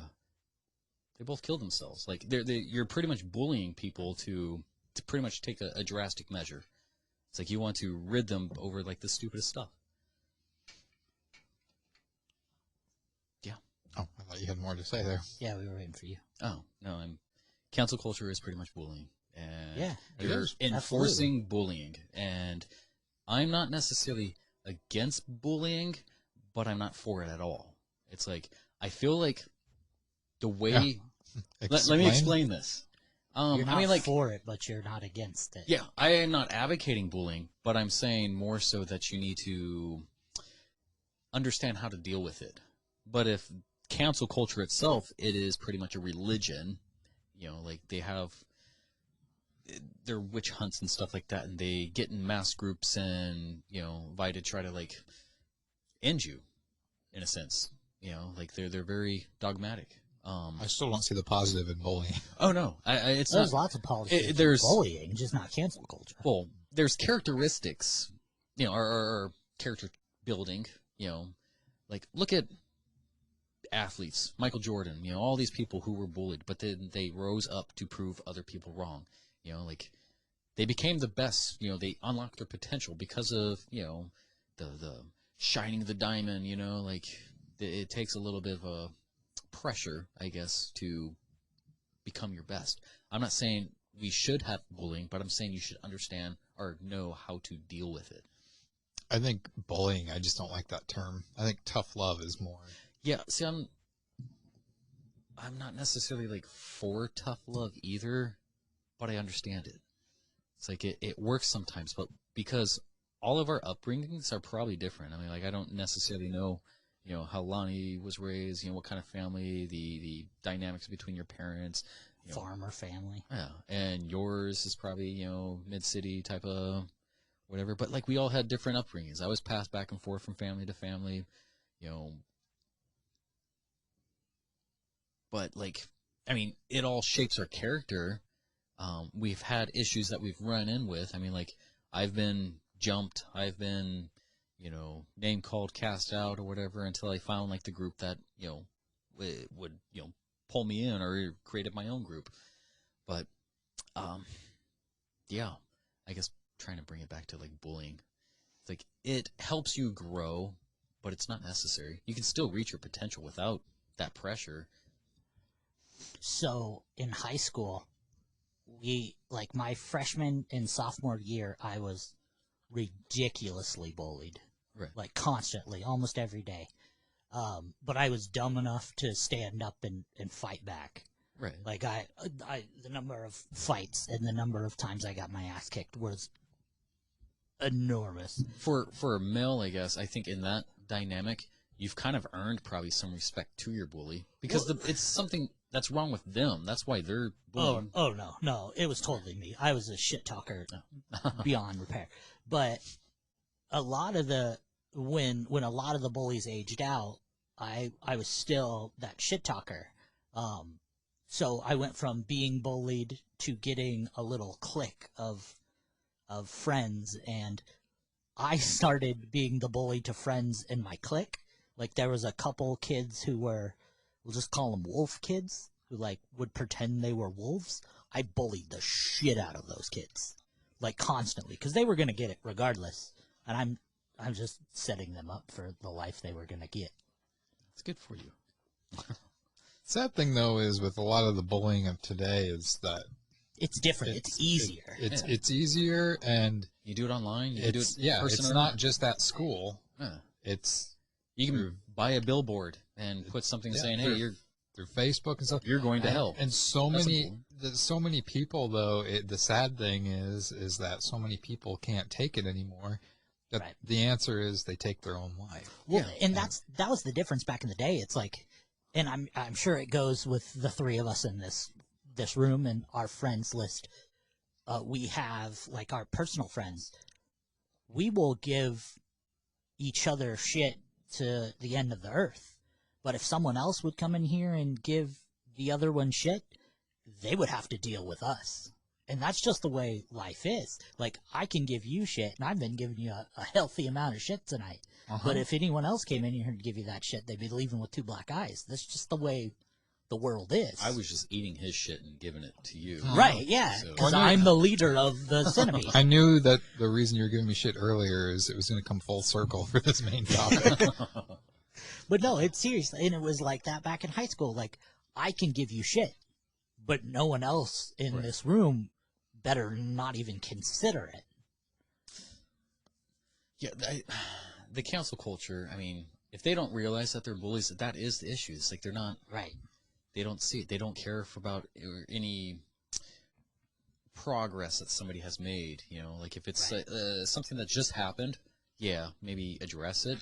But canceling something does not solve the issue. No. You just created another enemy, you know? And it's like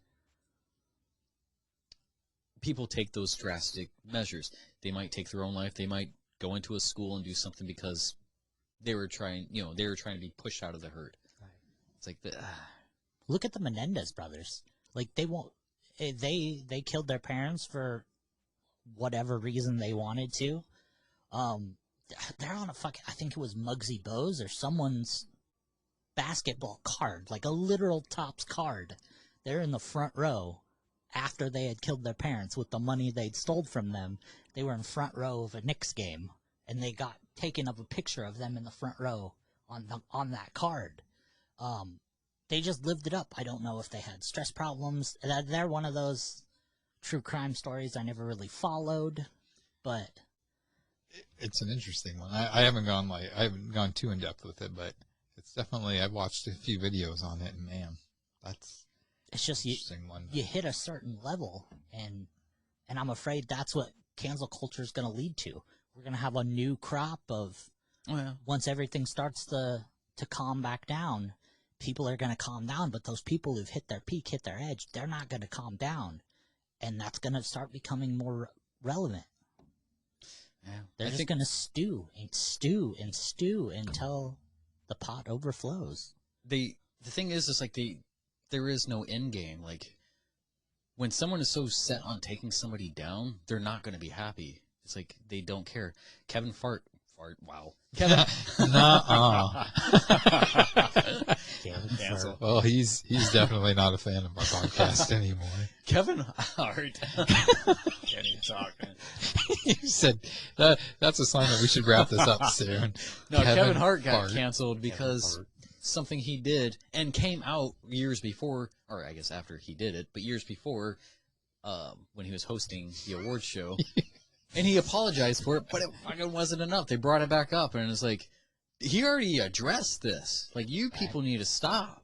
Like, it's not doing any favors. And it cost him a dream. Like, one of his dreams was hosting that award show, and it got taken from him.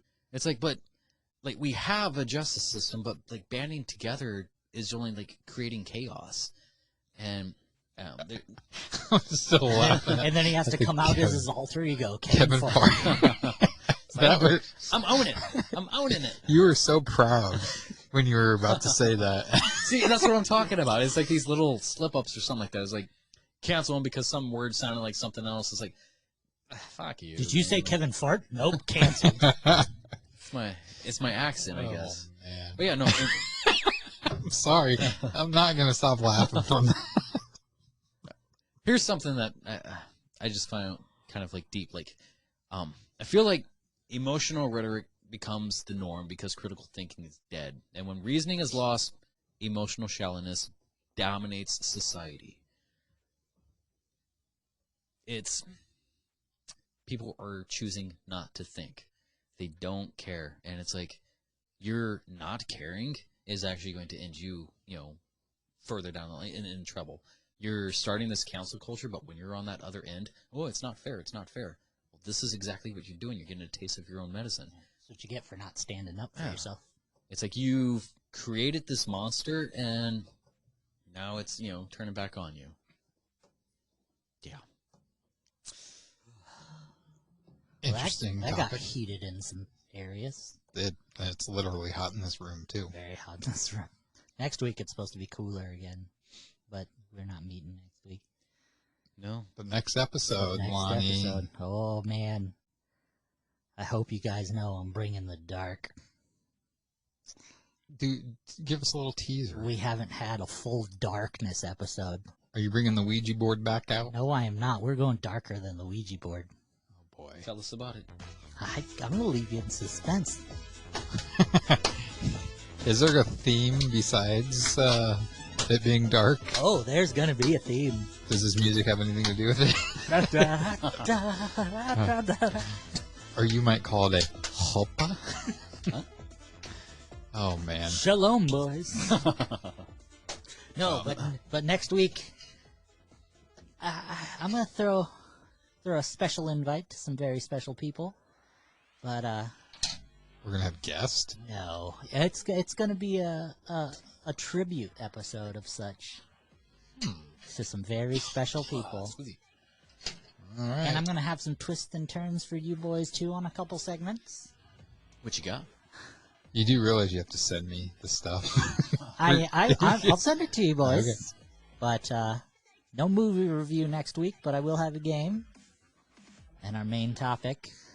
Right, get your hairs on your neck standing out. I shave mine. He does. On that note.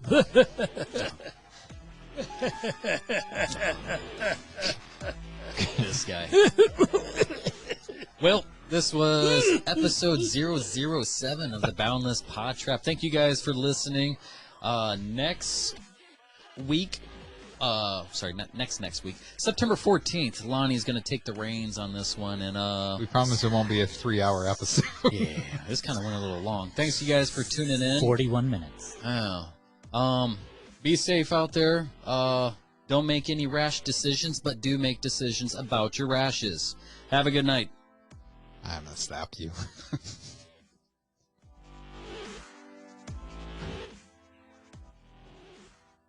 Thanks for listening to this week's episode. Join us next time for more absurdity that only the guys from the Boundless PodTrap can bring you.